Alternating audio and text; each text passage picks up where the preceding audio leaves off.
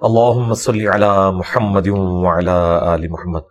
جی شاہ جی کھل ڈل کے بات کریں، آپ چونکہ بریلوی مکتب سے تعلق رکھتے ہیں اور ربیع الاول شریف کے حوالے سے ان کا ایک سینسٹیو ایریا ہے، تو میں چاہ رہا ہوں کہ آپ اس حوالے سے جو بھی پوچھنا چاہتے ہیں، ہمارا موقف لینا چاہتے ہیں، ضرور لیں۔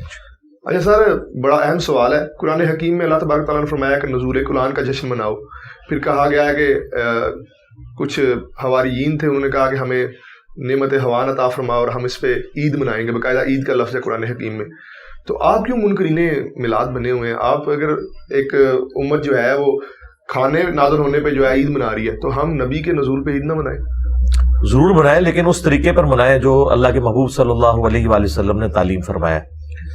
صحیح مسلم میں حدیث ہے، انٹرنیشنل نمبر کے مطابق 2750، آپ صلی اللہ علیہ وآلہ وسلم پیر کے دن کا روزہ رکھا کرتے تھے۔ آپ سے پوچھا گیا کہ آپ پیر کا روزہ کیوں رکھتے ہیں، تو آپ نے فرمایا فیہ ولدت وفیہ انزل علیہ، اس دن میں پیدا ہوا اور اسی دن مجھ پہ پہلی دفعہ وحی نازل ہوئی۔ تو نبی الاسلام نے جشن قرآن بھی منایا ہے، جشن میلاد بھی منایا ہے، ہر سال نہیں، ہر مہینے نہیں، ہر ہفتے منایا ہے پیر کا روزہ رکھ کے۔ تو یہ سنت طریقہ ہے، اس طریقے کے اوپر آپ منائیں۔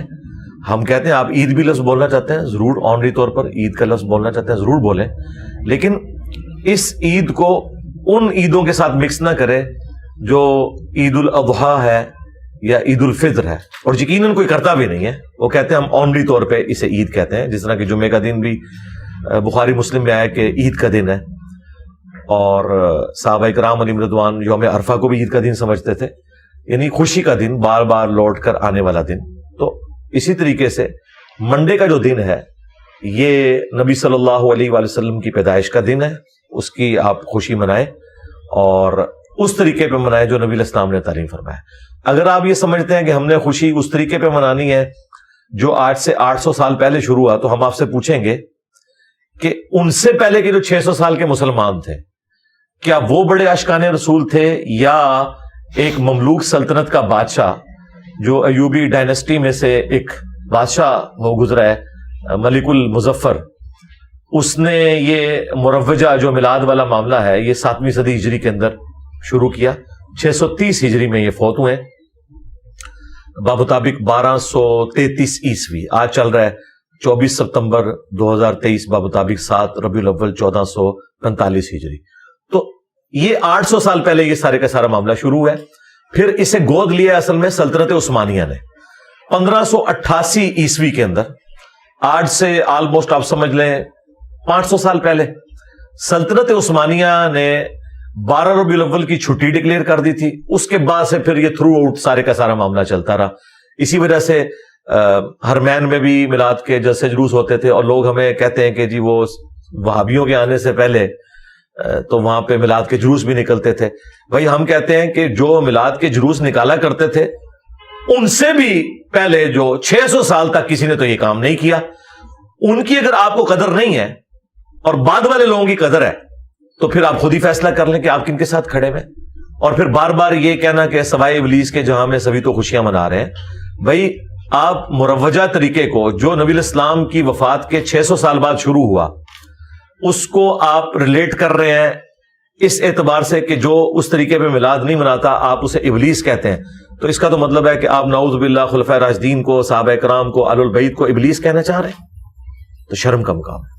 سر یہ تو بڑی زیادتی والی بات ہے کہ جو جماعت جس نے اس ملک میں صحابہ کرام کا، اہل بیت کا دفاع کیا ہے، اور ہم نے جانیں تک گنوائی ہیں اس معاملے میں، اور ایک بڑی تحریک موجود ہے ہماری اہل سنت و جماعت کی، تو آپ تو یہ بڑی زیادتی والی بات کر رہے ہیں۔ ہم موجودہ جو اکابرین ہیں جو میلاد کا انکار کرتے ہیں، یہ ان کے بارے میں علامہ نعیمی رحمہ اللہ تعالیٰ نے فرمایا، تو آپ ڈائریکٹ صحابہ کرام کی طرف ہمیں گستاخ ڈکلیئر کرنے میں تلے ہوئے ہیں۔ جب آپ مروجہ طریقہ نہ اڈاپٹ کرنے پر باقیوں کو ابلیس کہہ رہے ہیں، اگر آپ اس سے مراد یہ لے رہے ہیں کہ کوئی پیر کے روزے کا قائل نہیں ہے، تو مجھے بتائیں اہل سنت میں سے کون ہے جو پیر کے روزے کا قائل نہیں ہے؟ کیا اہل حدیث کہتے ہیں کہ پیر کا روزہ نہیں ہے، یا دیوبند کہتے ہیں؟ یہ ابلیس پھر کسے کہہ رہے ہیں آپ؟ ابلیس اسی کو کہہ رہے ہیں جو آپ کے طریقے پہ میلاد نہیں منا رہا۔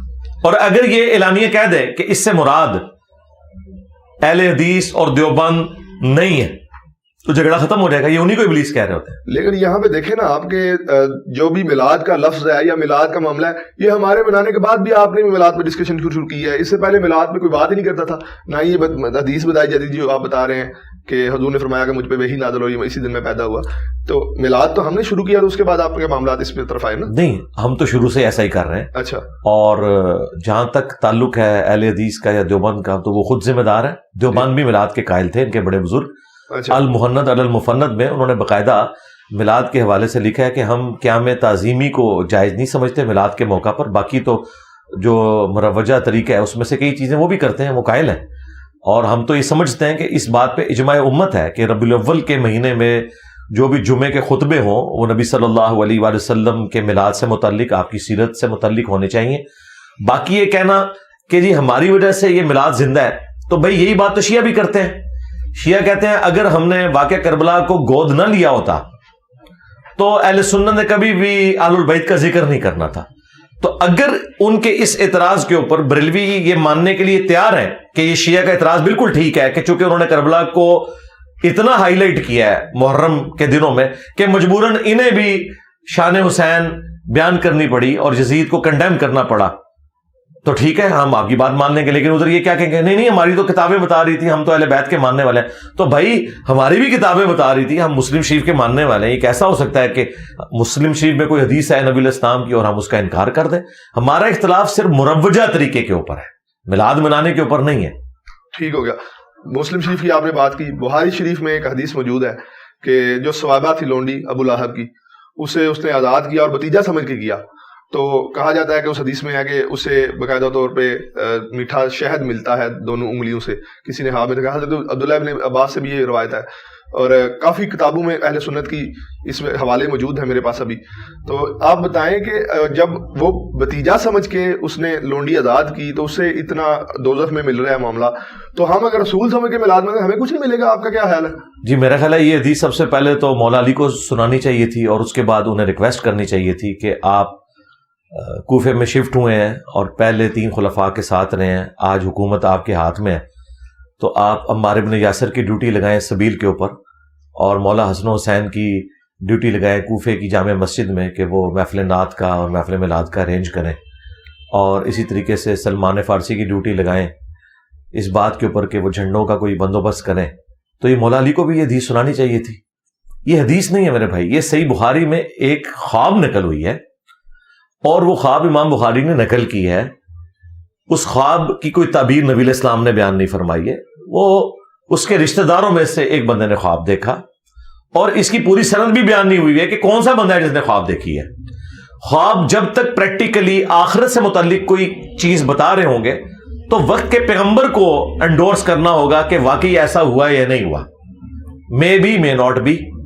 ٹھیک ہے، نبی علیہ السلام نے کیا ایسے انڈورس کیا ہے کہ ہاں واقعی ابو لہب کے ساتھ یہ ہو رہا ہے؟ یہ کہتے ہیں بخاری شریف میں لکھا ہوا ہے.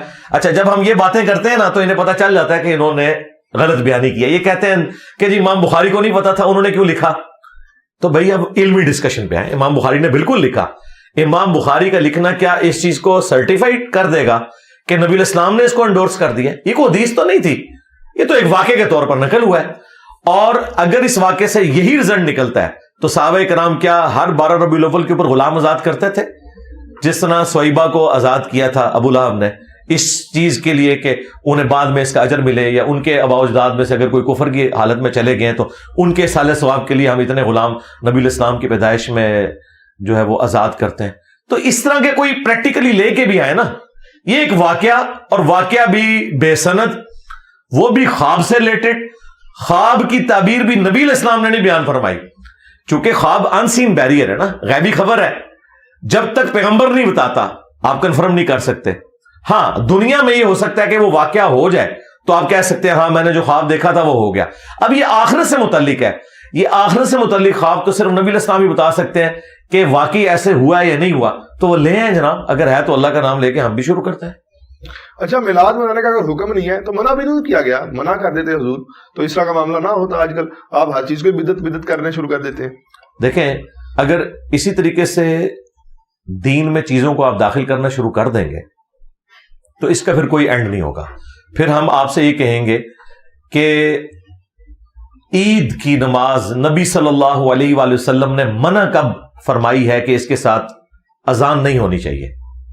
عید کی اذان تو نہ بریلوی دیتے ہیں، نہ دیوبندی، نہ اہل حدیث، ڈائریکٹ نماز پڑھتے ہیں۔ ہر جماعت والی جو نماز ہے، خواہ وہ جمعہ کی نماز ہو، 5 وقتہ نماز ہو، اس کے ساتھ اذان اور اقامت ہوتی ہے۔ نماز جنازہ کے ساتھ نہیں ہوتی۔ میں اس کی مثال اس لیے نہیں دے رہا کہ وہ کہیں گے جی اس میں رکوع اور سجدے نہیں ہیں، لہذا اس کی آپ مثال نہ دیں، وہ تو دعا کی ایک شکل ہے، چلے میں ادھر نہیں جاتا۔ عیدین کی جو نمازیں ہوتی ہیں ان کے لیے اذان کیوں نہیں دیتے؟ تو یہ کہیں گے کہ نبی علیہ السلام نے نہیں دی۔ نہ نہ نہ نہ، منع کہاں کی ہے؟ منع والی بات بتائیں تو منع تو کہیں نہیں ہوئی، تو دیا کریں۔ یہ کہیں گے کہ نبی صلی اللہ علیہ وآلہ وسلم نے نہیں دی، ہم بھی نہیں دیں گے۔ بس ہمارا بھی یہ عقیدہ ہے کہ دین کے معاملے میں جو نبی علیہ السلام نے تعلیم نہیں فرمایا وہ آپ نہیں کریں گے۔ من احدث فی امرنا ھذا فہو رد، جس نے ہمارے دین کے اندر کوئی ایسی چیز داخل کر دی جو ہم نے تعلیم نہیں فرمائی تو مردود ہے۔ ہاں، دین کو سپورٹیو چیزیں ہوں وہ آپ داخل کر سکتے ہیں، وہ مسلم شریف میں حدیث ہے، جس نے اسلام میں اچھا طریقہ جاری کیا، جتنے لوگ اس پہ عمل کریں گے اس کا ثواب ملے گا۔ مثلا یہ کیمرے میں ریکارڈنگ، پرنٹنگ پریس کے اوپر قرآن کو، بخاری مسلم کو پرنٹ کرنا، سافٹ ویئر بنانا، یہ سارے اچھے طریقے ہیں۔ لیکن بخاری میں جو حدیث ہے وہ وہی ہے، اس کو کسی نے نہیں بدلا۔ دین اپنی اصلی جگہ کے اوپر رہے تو پھر آپ اس معاملے کو لے کے چلیں۔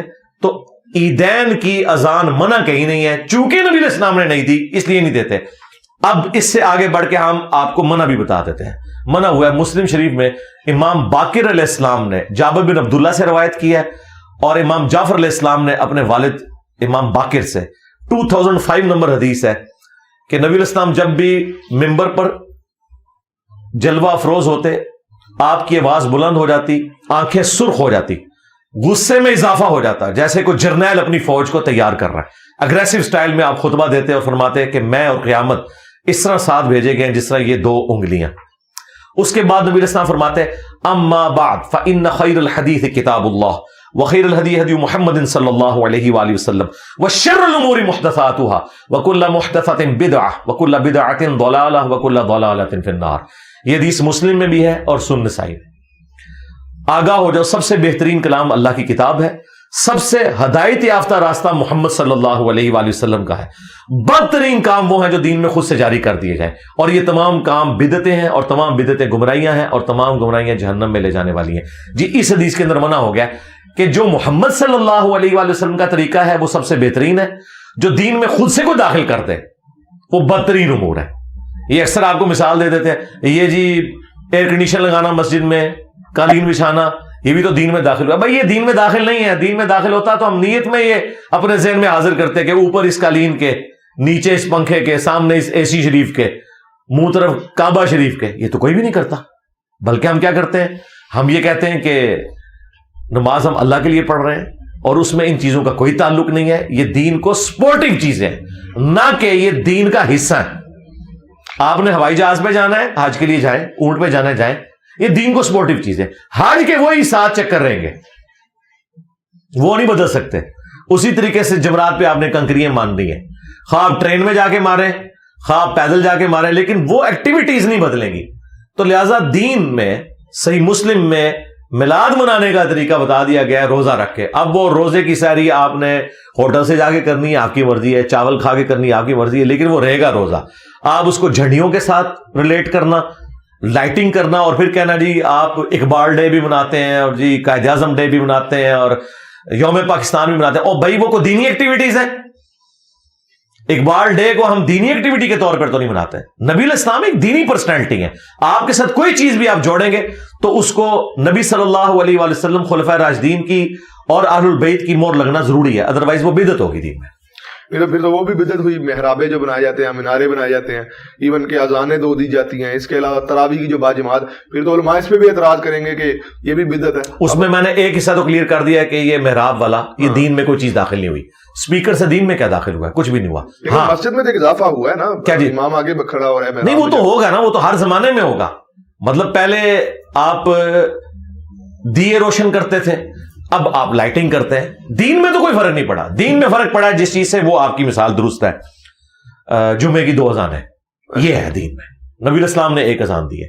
تو بخاری شریف آپ کھول لیں، حضرت عثمان غنی رضی اللہ تعالیٰ عنہ نے یہ دوسری اذان شروع کی تھی، لیکن یہ دوسری پیرلل میں دوسری تھی، مسجد میں 2 اذانیں نہیں ہوتی تھی. اس میں الفاظ ہے جب لوگوں کی تعداد زیادہ ہوگی تو بازار میں حضرت عثمان نے ایک اذان شروع کروائی تاکہ بازار کے لوگوں کو آواز آ جائے کہ آپ نے مسجد میں جانا ہے. مسجد میں حضرت عثمان نے بھی ایک اذان دی ہے، لہٰذا یہ مسجد میں خواہ وہ حرمین کے اندر 2 اذانیں ہو رہی ہیں جمعے کی، خواہ پاکستان میں، یہ بدعت ہے.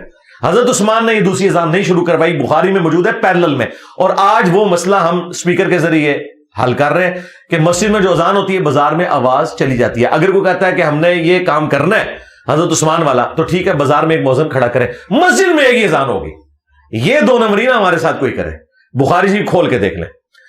تو پلس ہم اس کو اس لیے سے ہی سمجھتے ہیں کہ علیکم بسنتی و سنت الخلفاء الراشدین المہدیین. اور وہ ہو رہا کس طرح؟ جس طرح مکبر ہوا کرتے تھے. اب سپیکر کی وجہ سے مکبر کی ضرورت ہی نہیں رہی ہے. تو یہ پیرلل میں اذان تھی، دوسری اذان نہیں تھی. تراویح کی جماعت مجھے بتائیں کیا 3 دن تک بخاری مسلم میں آیا نبی الاسلام نے تراویح کی جماعت نہیں کروائی؟ لیکن ریگولر تو نہیں کروائی. ایک پہلی چیز سنت تو اپنی جگہ اثر ہوگی، ریگولر تو آپ نے ہمیشہ پگڑی بھی نہیں باندھی، آپ نے کبھی چادر لی سر پہ. نہیں، ہم تراویح کی جماعت تو کراتے ہیں، میں آپ کو جواب دے رہا ہوں. میں آپ کو بتا رہا ہوں، ریگولر تو آپ نے کبھی پگڑی بھی نہیں باندھی، آپ نے ٹوپی بھی پہنی، آپ نے پگڑی بھی پہنی، آپ نے سر پہ چادر بھی لی، سب کچھ. ایک بندہ پوری زندگی صرف پگڑی پہنتا ہے، اسے ہم ٹونٹ نہیں کر سکتے. کیا نبی الاسلام نے پوری زندگی سفید لباس پہنا ہے؟ بخاری مسلم میں آپ نے سرخ لباس آپ کا پسندیدہ تھا. مسلم شریف میں آپ کالے رنگ کا جبہ استعمال فرماتے تھے. اسی طریقے سے ابن ماجہ میں آیا کہ سفید لباس پاکیزہ ہے، اپنے مردوں کو بھی اس میں دفناؤ اور مسجد میں بھی سفید لباس پہن کے آؤ. ابو داؤد ترمذی میں نبی الاسلام نے گرین لباس پہنا، تہمت بھی گرین کلر کی اور اوپر چادر بھی گرین کلر کی. لیکن ہمارے تبلیغی جماعت کے لوگ، دعوت اسلامی کے لوگ پوری زندگی سفید لباس پہنتے ہیں. پاپا جانی نے سفید کے علاوہ کوئی نہیں. ہم نے کبھی ان کو ٹانٹ کیا ہے کہ نبی الاسلام نے تو ہمیشہ سفید نہیں پہنا؟ تو یہ گناہ ہو گیا. ہم کہتے ہیں ایک دفعہ بھی پہن لیا سنت ہے، آپ ہمیشہ پہنے. اب ادھر بھی آئے، نبی علیہ السلام سے جب 3 دن ثابت ہو گیا کہ آپ نے تراویح کی جماعت کروائی، آپ نے کیا منع کیا کہ جماعت نہیں کروانی؟ نہیں، بلکہ آپ نے یہ کہا کہ مجھے خطرہ ہے کہ تم پہ فرض نہ کر دی جائے، تم گھر میں پڑھو. حضرت عمر نے دیکھا کہ نبی علیہ السلام تو دنیا سے چلے گئے، آپ کی خواہش بھی تھی کہ یہ جماعت ہوتی، لیکن آپ کو خطرہ تھا کہ فرض نہ ہو جائے، تو اب تو وہی نازل کوئی نہیں ہونی. تو نبی علیہ السلام کی سنت کو انہوں نے زندہ کیا. 3 دن آپ نے پڑھی تھی، آپ نے اس کو 30 دن کیا. لیکن وہ 3 دن تو سنت تھی نا. جس طرح سفید لباس آپ نے ہمیشہ نہیں پہنا، لیکن ہم ہمیشہ پہننے والے کو بدعتی نہیں کہتے، ہم کہتے ہیں بھلے ایک دفعہ بھی نبی علیہ السلام نے کوئی عمل کیا ہے. آپ کیا نبی علیہ السلام نے پوری زندگی انگوٹھی پہن کے رکھی ہے؟ یہ آپ سارے پیر فقیر لوگ انگوٹھی کو لے کے بیٹھے ہیں. نبی علیہ السلام کی تو انگوٹھی اس کام کے لیے ہے ہی نہیں تھی.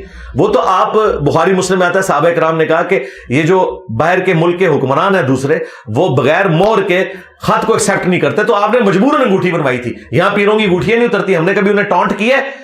ہم کہتے ہیں ٹھیک ہے، نبی علیہ السلام سے کچھ عرصے کے لیے بھی کوئی چیز پہننا ثابت ہوگی، وہ اپنی اصل میں ثابت ہے. تو اس کو سیدنا عمر نے جو کہا نا نعم البدعۃ ہادی، یہ اچھی بدعت ہے جو میں نے شروع کی. تو اب بدعت کی ڈیفینیشن آپ سمجھیں کیا ہے. حضرت عمر نے کوئی نیا کام دین میں داخل نہیں کیا، اور اس سے بڑھ کر یہ بتاتے نہیں ہے کہ اسی بخاری کے حدیث میں حضرت عمر نے خود تو جماعت سے نماز ہی نہیں پڑھی، گھر چلے گئے اور جاتے ہوئے انہوں نے کہا کہ اس سے بہتر مرد کی وہ نماز ہے جو آخری پہر میں رات کو اٹھ کے پڑھتا ہے. حضرت عمر تو خود تراویح گھر پڑھتے تھے، وہ شروع اس لیے کروائی تھی. اچھا یہ بھی جھوٹ ہے کہ جی حضرت عمر نے تراویح کی جماعت شروع کروائی، بالکل جھوٹ ہے. بخاری مسلم میں ہے کہ حضرت عمر نے یہ دیکھا کہ لوگ ٹولیوں کی شکل میں جماعت کرواتے ہیں مسجد میں، جماعت کا بھی ختم نہیں ہوئی. اے پھکا لے لو، اے جھوٹ مار دے گے تھوڑے نال. نبی علیہ السلام کے دور میں، صحابہ کے دور میں، حضرت ابوبکر کے دور میں، حضرت عمر کے دور میں جماعتیں ہوتی تھی ٹولیوں کی شکل میں. حضرت عمر نے ایک امام کے پیچھے انہیں اکٹھا کیا کہ بجائے یہ کہ مختلف جگہ پہ جماعتیں ہو رہی ہوں، تمیم داری کی ڈیوٹی لگائی ابی ابن کعب کی. اور اس سے بڑھ کر آپ کو شاید برا لگے، الموطا امام مالک میں یہ حدیث موجود ہے جو بخاری مسلم میں تو صرف ان بندوں کے نام تھے، تمیم داری اور ابی ابن کعب. الموطا امام مالک میں ہے کہ انہیں کہا کہ 11 رکعتیں پڑھاؤ، 3 وتر اور 8 تراویح. اور آپ تو کہتے ہیں انگریزوں نے 11 رکعتیں شروع کروائی ہیں، تو 20 ہوتی تھی. اور اس کے بعد امام مالک 20 والی روایت بھی لے کے آئے ہیں، لیکن اس میں یزید بن رومان جو ہے اس نے حضرت عمر کا زمانہ ہی نہیں پایا. بالکل سونے کی مور سے یہ حدیث ہے. اور آپ نے جن مفتی احمد یار خان نعیمی صاحب کا حوالہ دیا سوائے ابلیس کے جہاں میں سبھی تو خوشیاں منا رہے ہیں، انہوں نے خود مانا ہے کہ یہ حدیث ٹھیک ہے الموطا امام مالک کی. لیکن وہ کہتے ہیں حضرت عمر کو غلط فہمی ہو گئی تھی، بعد میں 20 ہی کروا دی تھی. تو حضرت عمر کو غلط فہمی وہابیوں کی وجہ سے ہوئی تھی؟ کوئی غلط فہمی نہیں ہوئی ہے، 11 رکعت ہی ہے.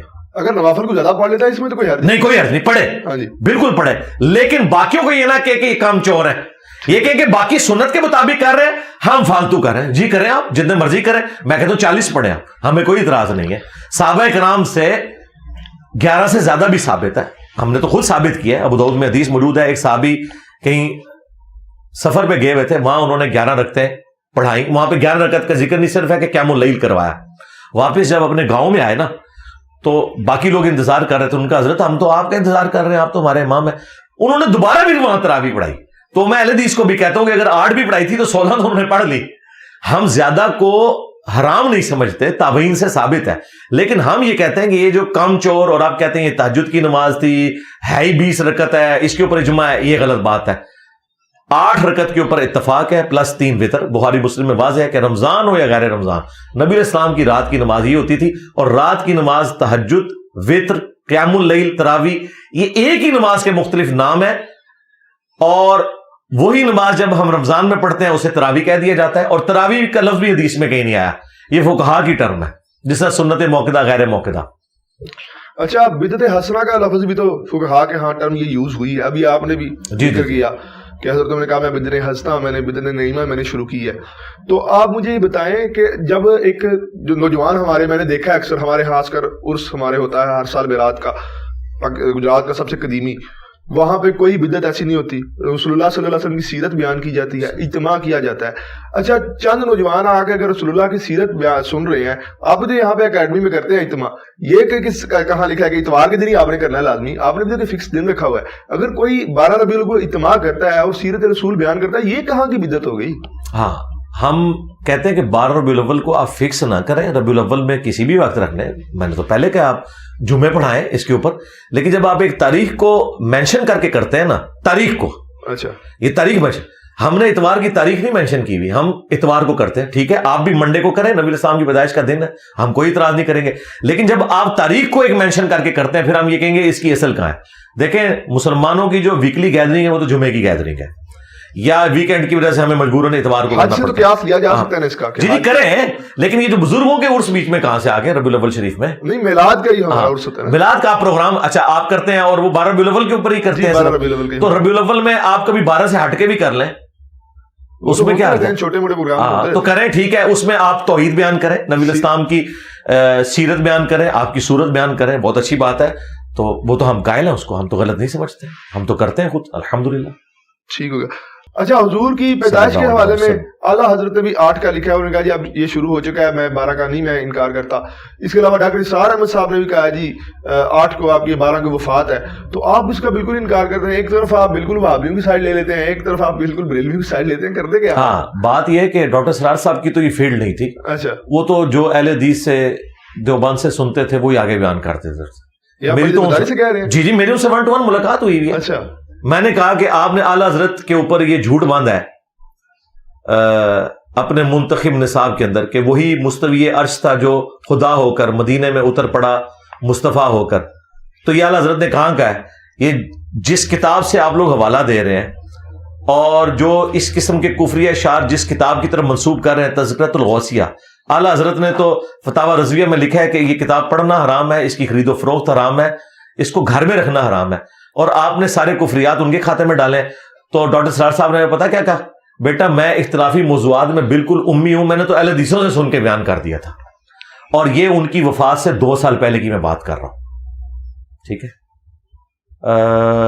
وفات ان کی ہوئی ہے نا 2 سال آلموسٹ 2010 میں ہوئی ہے نا ان کی، اپریل میں. تو یہ آلموسٹ مئی 2008 کی بات ہے، 2 سال پہلے کی. تو ان کے تو اپنا یہ معاملہ تھا. رہ گیا آپ کا کہنا کہ اعلیٰ حضرت، تو اعلیٰ حضرت نے 8 ربیع الاول لکھا ہے بالکل جی. تو پہلے تو یہ بریلوی اعلیٰ حضرت سے پوچھے نا کہ یہ کیا ہو گیا اور آپ کی تحقیق کہاں سے آ گئی. جبکہ دلائل النبوہ امام بیہقی کی کتاب میں امام محمد بن اسحاق، یہ انس بن مالک کے شاگرد ہیں، انہوں نے 12 ربیع الاول ڈیٹ دلائل النبوہ میں بتائی ہے اور دن بتایا ہے منڈے کا، عام الفیل والے سال سحری کے وقت. تو ہمارے نزدیک تو ہے. اور آپ کے جو عبد القادر جیلانی ہیں پیران پیر، جو دلوں کے حال بھی جان لیتے تھے، انہوں نے تو 10 محرم لکھی ہوئی ہے. کہتے ہیں جی انہوں نے تو صرف قول نقل کیا. بھائی قول نقل کر کے بتاتے نا کہ ربیع الاول ہے، وہ بھی علماء سے سنا کے نقل کر گئے اور ایک غوث وقت ہے، اسے یہ نہیں پتا کہ اس کے نبی کی پیدائش کس مہینے میں ہوئی، مہینہ بھی غلط لکھا ہوا ہے. ایک آبرین میں اختلاف تو رہا ہے نا اب آپ اس طرح. نہیں، حدیث کی کتابوں میں تو ربیع الاول ہے جی. اچھا، ربیع الاول پہ کبھی امت کا اختلاف نہیں ہے. ربیع الاول کے مہینے پہ کوئی اختلاف نہیں ہے. تاریخ میں ہے کہ شیعہ جو ہیں وہ 17 ربیع الاول کہتے ہیں، حالانکہ اصول الکافی میں بھی 12 ربیع الاول لکھا ہوا ہے چیپٹر نمبر 110 میں. اچھا، اہل سنت کے ہاں 12 ربیع الاول ملتا ہے دلائل النبوہ کے اندر. ربیع الاول کا مہینہ اور منڈے کا دن، اس کے اوپر تو اتفاق ہے. اچھا، تاریخ پہ اگر کسی نے کوئی اکا دکا کال لکھا ہے تو اس کی کوئی اہمیت نہیں ہے. حدیث کی کتاب دلائل النبوہ میں 12 ربیع الاول ہے. اچھا. آپ نور ہونے کا بھی حضور کا انکار صلی کرتے ہیں. اللہ علیہ وسلم. حضور کو اللہ تبارک تعالیٰ نے فرمایا کہ تمہارے پاس آ گئی کتاب اور نور، تو اس لحاظ سے مجھے بتائیے گا کہ کیا آپ بالکل نور کا انکار کرتے ہیں؟ یار مجھے یہ بتائیں، ہر وہ گالی جو اہل حدیث کو آپ لوگ دیتے ہیں وہ میرے کھاتے میں کیوں ڈالتے ہیں؟ میں نے رفع الیدین شروع کر کے آپ کے اوپر اتنا بڑا ظلم ڈھا دیا ہے کہ وہابیوں کے عقیدے آپ میری طرف منسوخ کرتے ہیں. بھائی وہابی یزیدی ہیں، میں تو یزید کے والد کا بھی دفاع نہیں کرتا اس حوالے سے جو انہوں نے امت کے اوپر یہ تحفہ مسلط کیا. باقی صحابی ہونے کی وجہ سے ہم رضی اللہ عنہ کو کہتے ہیں. جی جی. تو میرا کیا لینا دینا وہابیوں کے ساتھ؟ وہ تو ناسبیت کی طرف مائل ہے. یہاں پہ بھی میں نے کب کہا کہ نبی الاسلام نور نہیں ہے؟ اچھا، نبی الاسلام نور ہے، واضح ہے قرآن میں، انا ارسلناک شاہدا ومبشرا ونذیرا وداعیا الی اللہ باذنہ وسراجا منیرا. نبی الاسلام وہ سورج ہے جو باقیوں کو چمکا دیتا ہے. اور یہ جو آپ نے آیت کا حوالہ دیا ہے سورۃ المائدہ کی، قد جاءکم من اللہ نور وکتاب مبین، یہ تو میں مکہ شریف میں بیٹھا ہوا تھا تو یہ دیوبندی جو ایک مولانا ہے وہ سرخ داڑھی والے مولانا مکی، جی، تو وہ کہہ رہے تھے دیکھیں یہ بریلوی جھوٹ بولتے ہیں اور یہ کہتے ہیں کہ جی اس آیت میں نور سے مراد جو ہے وہ نبی الاسلام ہے. جی. تو اب ظاہر ہے کہ میں تو اس وقت ان کے ساتھ انٹریکشن نہیں کر سکتا تھا، تو میں صرف ان کو دیکھ کے ہنس رہا تھا کہ ان بیچاروں کا علمی لیول یہ ہے کہ انہیں یہ پتہ ہی نہیں ہے کہ اہل سنت کے جو پہلے مفسر ہیں ابن جریر طبری، جن سے حافظ ابن کثیر نے آلموسٹ چھاپا مارا ہے تفسیر ابن کثیر میں، ان کی ہے تفسیر طبری جسے تفسیر ابن جریر بھی کہتے ہیں. انہوں نے اس آیت کے کانٹیکسٹ میں لکھا ہے کہ یہاں نور سے مراد نبی الاسلام کی مبارک ذات ہے اور اللہ کی کتاب ساتھ آئی. اور نور سے مراد انہوں نے کہا نور ہدایت. یہ ذہن میں رکھیے گا، نور ہدایت ایز اے اسپیشی نبی الاسلام انسان ہے. اگر کوئی یہ کہتا ہے نبی الاسلام انسان نہیں ہے تو رسول اللہ کی توہین کر رہا ہے. کیوں؟ اللہ تعالیٰ نے ایز اے اسپیشی انسانوں میں انہیں مبعوث کیا ہے. سورہ بنی اسرائیل میں ہے اگر زمین پر فرشتے آباد ہوتے تو فرشتوں میں سے پیغمبر آتا. یہ انسانوں میں سے ہے اور انسانیت کو ناز ہے کہ اللہ کے محبوب صلی اللہ علیہ وآلہ وسلم انسان تھے. یہ آپ صلی اللہ علیہ وآلہ وسلم کا بشر ہونا آپ کے نور ہونے سے بہتر ہے، اس لیے کہ انسانیت اگر اللہ کے راستے پر ہو تو فرشتوں سے بہتر ہے. بغاوت والا معاملہ تو الگ. کیا ہم انبیاء اکرام علیہ السلام کو فرشتوں کے انبیاء سے افضل نہیں مانتے؟ اگر نور ہدایت کے طور پر آپ بات کرنا چاہتے ہیں ضرور کریں. وہ تو مسند احمد میں حدیث ہے، نبی صلی اللہ علیہ وآلہ وسلم نے فرمایا کہ میں اللہ کے ہاں خاتم النبیین اس وقت بھی لکھا ہوا تھا جب آدم علیہ السلام مٹی اور پانی کے درمیان تھے. اور یہ حصہ جو ہے نا یہ ترمذی میں بھی موجود ہے. اور پھر آگے نبی اسلام نے فرمایا میں دعائے ابراہیم ہوں، میں عیسیٰ کی بشارت ہوں، میں اپنی ماں کا وہ خواب ہوں جو انہوں نے میری پیدائش کے وقت دیکھا کہ ان کے لیے شام کے محلات بھی روشن ہو گئے. یعنی نبی الاسلام کی والدہ سیدہ آمنہ سلام اللہ علیہ اور رضی اللہ تعالیٰ عنہا کو یہ دکھا دیا گیا تھا کہ آپ سے جو بیٹا پیدا ہوگا بالآخر اس کی حکومت دنیا کی سب سے بڑی سپر پاور رومن امپائر کو بھی سپر سیڈ کر دیے گی. تو نبی الاسلام نور ہدایت ہے، صحیح بخاری بھی نور ہدایت ہے، خلفائے راشدین بھی نور ہدایت ہے، اہل البیت بھی نور ہدایت ہے. لیکن اسپیشی کی بات کریں تو بھائی مجھے بتائیں غزوہ احد کے موقع پر نبی الاسلام کو جب زخم لگا ہے تو آپ کا خون نکلا ہے، نور کا تو خون نہیں نکلتا. آپ علیہ السلام کا جب بیٹا ابراہیم فوت ہوا تو بخاری مسلم میں آپ کی آنکھوں سے آنسو روا ہوئے. تو وہ سارے کے سارے حالات جو ایک انسان پر وارد ہوتے ہیں وہ آپ پر ہوئے. ہاں کچھ آپ کی ایکسٹراڈنری کوالٹیز ہیں، اس کی وجہ سے آپ کی بشریت ختم نہیں ہوتی. مثلا بخاری مسلم میں ہے کہ نبی الاسلام نے فرمایا کہ ہم انبیاء کی صرف آنکھیں سوتی ہیں، دل جاگتا رہتا ہے. آپ تہجد کی نماز پڑھ کے اما عائشہ کہتی ہیں بعض اوقات آپ خراٹے بھی لے رہے ہوتے تھے، بہت اونچی آواز میں نہیں، نارمل خراٹے لینا کوئی بری بات نہیں ہے، نبی الاسلام کی سنت ہے. اچھا. نیند کی حالت میں. جی ہاں. تو اما عائشہ کہتی ہیں میں آپ کے خراٹوں کی آواز سنتی اور پھر آپ اسی طریقے سے اٹھ کے جا کے نماز پڑھا دیتے. تو میں نے پوچھا تو نبی الاسلام نے فرمایا کہ ہم انبیاء کے دل جاگتے رہتے ہیں، یعنی انبیاء نیند میں بھی غافل نہیں ہوتے. اب یہ پروٹوکول اور کسی انسان کا نہیں ہو سکتا. نبی الاسلام کو اللہ تعالیٰ نے ایسی کوالٹیز دی ہیں جو آپ کے معجزات ہیں، لیکن اس کے سے آپ کی بشریت ختم نہیں ہوگی. وہ اپنی جگہ پہ رہے گی. دیکھیں نبی علیہ السلام پیٹھ کے پیچھے بھی دیکھ لیتے تھے, بخاری مسلم میں ہے. میں نے سنا وہابیزم کے ماننے والے معجزات کا بھی انکار کرتے ہیں. نہیں, وہابی تو کوئی نہیں معجزات کا انکار کرتے ہیں, لیکن یہ میں مانتا ہوں کہ جو ایک پہلو ہے نبی علیہ السلام کی عظمت والا, اچھا, وہ ان سے اوور لک ہو جاتا ہے. انکاری نہیں ہے, اقراری نہیں ہوتے بہت زیادہ, جس طرح کے آپ کے بریلوی نبی علیہ السلام کی سیرت کے اتنے اقراری نہیں ہوتے. انکاری نہیں ہے, اقراری نہیں ہوتے. جب ہم ان سے بات کرتے ہیں کہ بھئی رفع الیدین سنت ہے, دوسری طرف تو ایک مسواک اور پیلی چپل اور پتہ نہیں کیا کچھ تم کرتے ہو, رفع الیدین کے بارے میں اتنے کیوں اس معاملے کو ہلکے لیے ہوئے ہو, تو دونوں طرف غلو ہوا ہوا ہے. لیکن ہم تو جو بھی کتابوں میں رپورٹ ہو گیا ہم منو ان اسی طریقے سے بیان کرتے ہیں. ہم نے ڈنکے کی چوٹ پہ نبی علیہ السلام کے سارے معجزات بیان کیے ہیں, ہمیں کوئی آر نہیں ہے. اچھا, پھر آپ کون کون سے معجزات کو مانتے ہیں کہ وہ ٹھیک ہیں, اور آپ نے بھی معجزات کی بات کی. میں نے تو سنا تھا وہ وہابیزم کے ماننے والے جو ہیں معجزات سے بالکل انکاری ہیں. پہلی تو بات ہے ہم کوئی وہابیزم کے ماننے والے نہیں, ہم قرآن و سنت کے ماننے والے ہیں. ہاں بالکل, ہم وہابیزم کے ماننے والے ہوتے ہیں تو یزید کا اور اس کے والد کا جھوٹا دفاع کر رہے ہوتے ہیں. ہم نہیں کرتے, ہم مولا علی کے ساتھی ہیں الحمدللہ. اس سے بڑا کوئی سرٹیفکیٹ میں اپنا پیش نہیں کر سکتا الحمدللہ. ٹھیک ہے, ہم بنو امیہ کو کنڈیم کرنے والے ہیں سوائے سیدنا عثمان ابن عفان رضی اللہ تعالیٰ عنہ کے اور عمر بن عبد العزیز رحمہ اللہ تعالیٰ کے. اچھا, ہاں جی بالکل کلیئر کٹ. ہمارا وہابیزم سے کیا لینا دینا رہ گئے. معجزات تو بھائی جو قرآن و سنت میں معجزات آئے وہ تو ہم مانتے ہیں. ہم اختلاف کرتے ہیں, آپ جو اپنے بابوں کی جھوٹی کہانیاں بیان کرتے ہیں ان کو آپ کہتے ہیں کہ یہ نبی کے معجزات ہیں جو بابوں کے ذریعے ظاہر ہو رہے ہیں. اور کیا ظاہر ہو رہے ہیں کہ جی نگاہ مار کے مرید کو جلا کے راکھ کر دیا, لوٹے کی ٹوٹی اس نے قبلہ رخ نہیں رکھی تھی. ہم کہتے ہیں یہ معجزہ نہیں ہے, یہ صراحتاً 302 کا قتل کا مقدمہ بنتا ہے تمہارے بزرگ کے اوپر اگر انہوں نے ایسا کیا ہے. کیونکہ نبی علیہ السلام تو بخاری مسلم میں آیا کہ انس بن مالک کہتے ہیں 10 سال حضور کو وضو کروایا, آپ نے کبھی مجھے نہیں ڈانٹا, کبھی یہ نہیں کہا کہ یہ کام کیوں کیا, یہ کیوں نہیں کیا. نبی علیہ السلام تو اتنی شفقت فرمانے والے تھے. آپ بزرگوں کے ساتھ اس قسم کی جو کرامات منسوخ کرتے ہیں ہم اس کے انکاری ہیں, کرامت کے نہیں, ان جھوٹی کرامتوں کے. مریدنی کو کیچ کر لیا. اب ثاقب رضا مصطفی جیسا بندہ اگر اس قسم کی کہانیاں کرے گا کہ مریدنی کیچ کی, تو ہم کہیں گے کہ بھی باولک نے مریدنی کیچ کی اور دوسری طرف نبی علیہ السلام تو بخاری مسلم ہے کبھی کسی عورت کے ہاتھ کو ٹچ نہیں کیا بیعت کرنے کے لیے بھی. تو یہ تمہارے بزرگ کس طریقے پہ چل رہے تھے, ہمیں ان چیزوں سے اختلاف ہے. باقی آ جائیں آپ معجزات کی طرف. دیکھیں نبی علیہ السلام کے 2 معجزات تو ایسے ہیں جو قرآن میں آئے ہیں, اچھا, جو فزیکل فینومینا آف نیچر کو توڑنے والے, جنہیں آپ معجزہ مانتے ہیں. ہم تو نبی علیہ السلام کو مکمل آپ کی مبارک ذات ہی معجزہ تھی, لیکن جس کو آپ معجزہ بولتے ہیں جو قانون قدرت کو توڑنے والی چیز ہے. یہ میں نے اپنے علماء سنا ہے کہ رسول اللہ خود بھی معجزہ تھے. بالکل ہم بھی مانتے ہیں اس چیز کو. جی, لیکن میں ابھی وہ معجزات بیان کروں گا جو آپ صلی اللہ علیہ وآلہ وسلم نے ایسے کام کیے ہیں جو آپ سمجھتے ہیں کہ یہ ہوگا تو ہم معجزہ مانیں گے. مثال کے طور پر قرآن حکیم میں سورۃ القمر میں آیا ہے کہ نبی صلی اللہ علیہ وآلہ وسلم کے لیے اللہ تعالیٰ نے چاند کو 2 ٹکڑے کر دیا. اچھا, اور یہ قرآن پاک کی اس آیت کے کانٹیکسٹ میں بخاری مسلم میں حدیث ہے کہ عبداللہ ابن مسعود کہتے ہیں کہ نبی علیہ السلام سے جب کافروں نے کہا کہ کوئی نشانی آپ کے لیے ظاہر ہو, تو اللہ تعالیٰ نے چاند کو 2 ٹکڑے کیا, ہیرا پہاڑ کے دائیں اور بائیں ہوا اور پھر بعد میں جڑ گیا. یہ وہ معجزہ ہے جو قرآن میں بخاری مسلم میں رپورٹ ہوا ہے.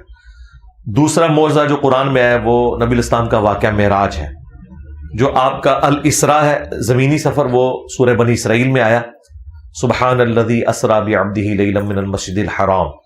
اور جو آپ کا آسمانی سفر ہے المعراج, بیت المقدس سے لے کر آسمانوں کا سفر, وہ اللہ تعالیٰ نے سورۃ النجم میں ذکر کیا. اور بخاری مسلم میں بڑی تفصیل کے ساتھ آیا کہ مختلف آسمانوں پہ نبی علیہ السلام کی ملاقاتیں انبیاء کرام کے ساتھ ہوئیں. تو یہ وہ معجزات ہیں جو قرآن میں رپورٹ ہوئے ہیں. بخاری مسلم میں تو پھر درجنوں ہیں. مثلا بخاری مسلم میں حدیث ہے کہ اللہ کے محبوب صلی اللہ علیہ وآلہ وسلم سورج گرہن کی نماز پڑھا رہے تھے, آپ چند قدم آگے بڑھے, آپ نے یوں ہاتھ بلند کیا, پھر نیچے کیا, پھر واپس آئے. صحابہ کرام نے بعد میں پوچھا یا رسول اللہ یہ نماز میں کوئی اضافہ ہو گیا یا کوئی اور بات ہے؟ تو آپ نے فرمایا نماز کی حالت میں اللہ تعالیٰ نے مجھے جنت دکھائی 7 آسمانوں کے اوپر, ماشاءاللہ, اور میں نے ارادہ کیا کہ میں تمہارے لیے جنت سے انگوروں کا ایک گوشہ توڑ دوں.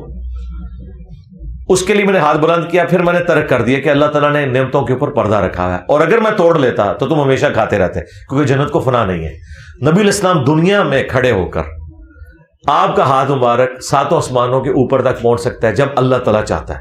تو ظاہر ہے کہ نبی میں بہت بڑا فرق ہے. یہ کہہ تو دیتے ہیں وہابی کہ جی نبی کے بھی 2 ہاتھ اور ہمارے بھی 2 ہاتھ, نعوذ باللہ.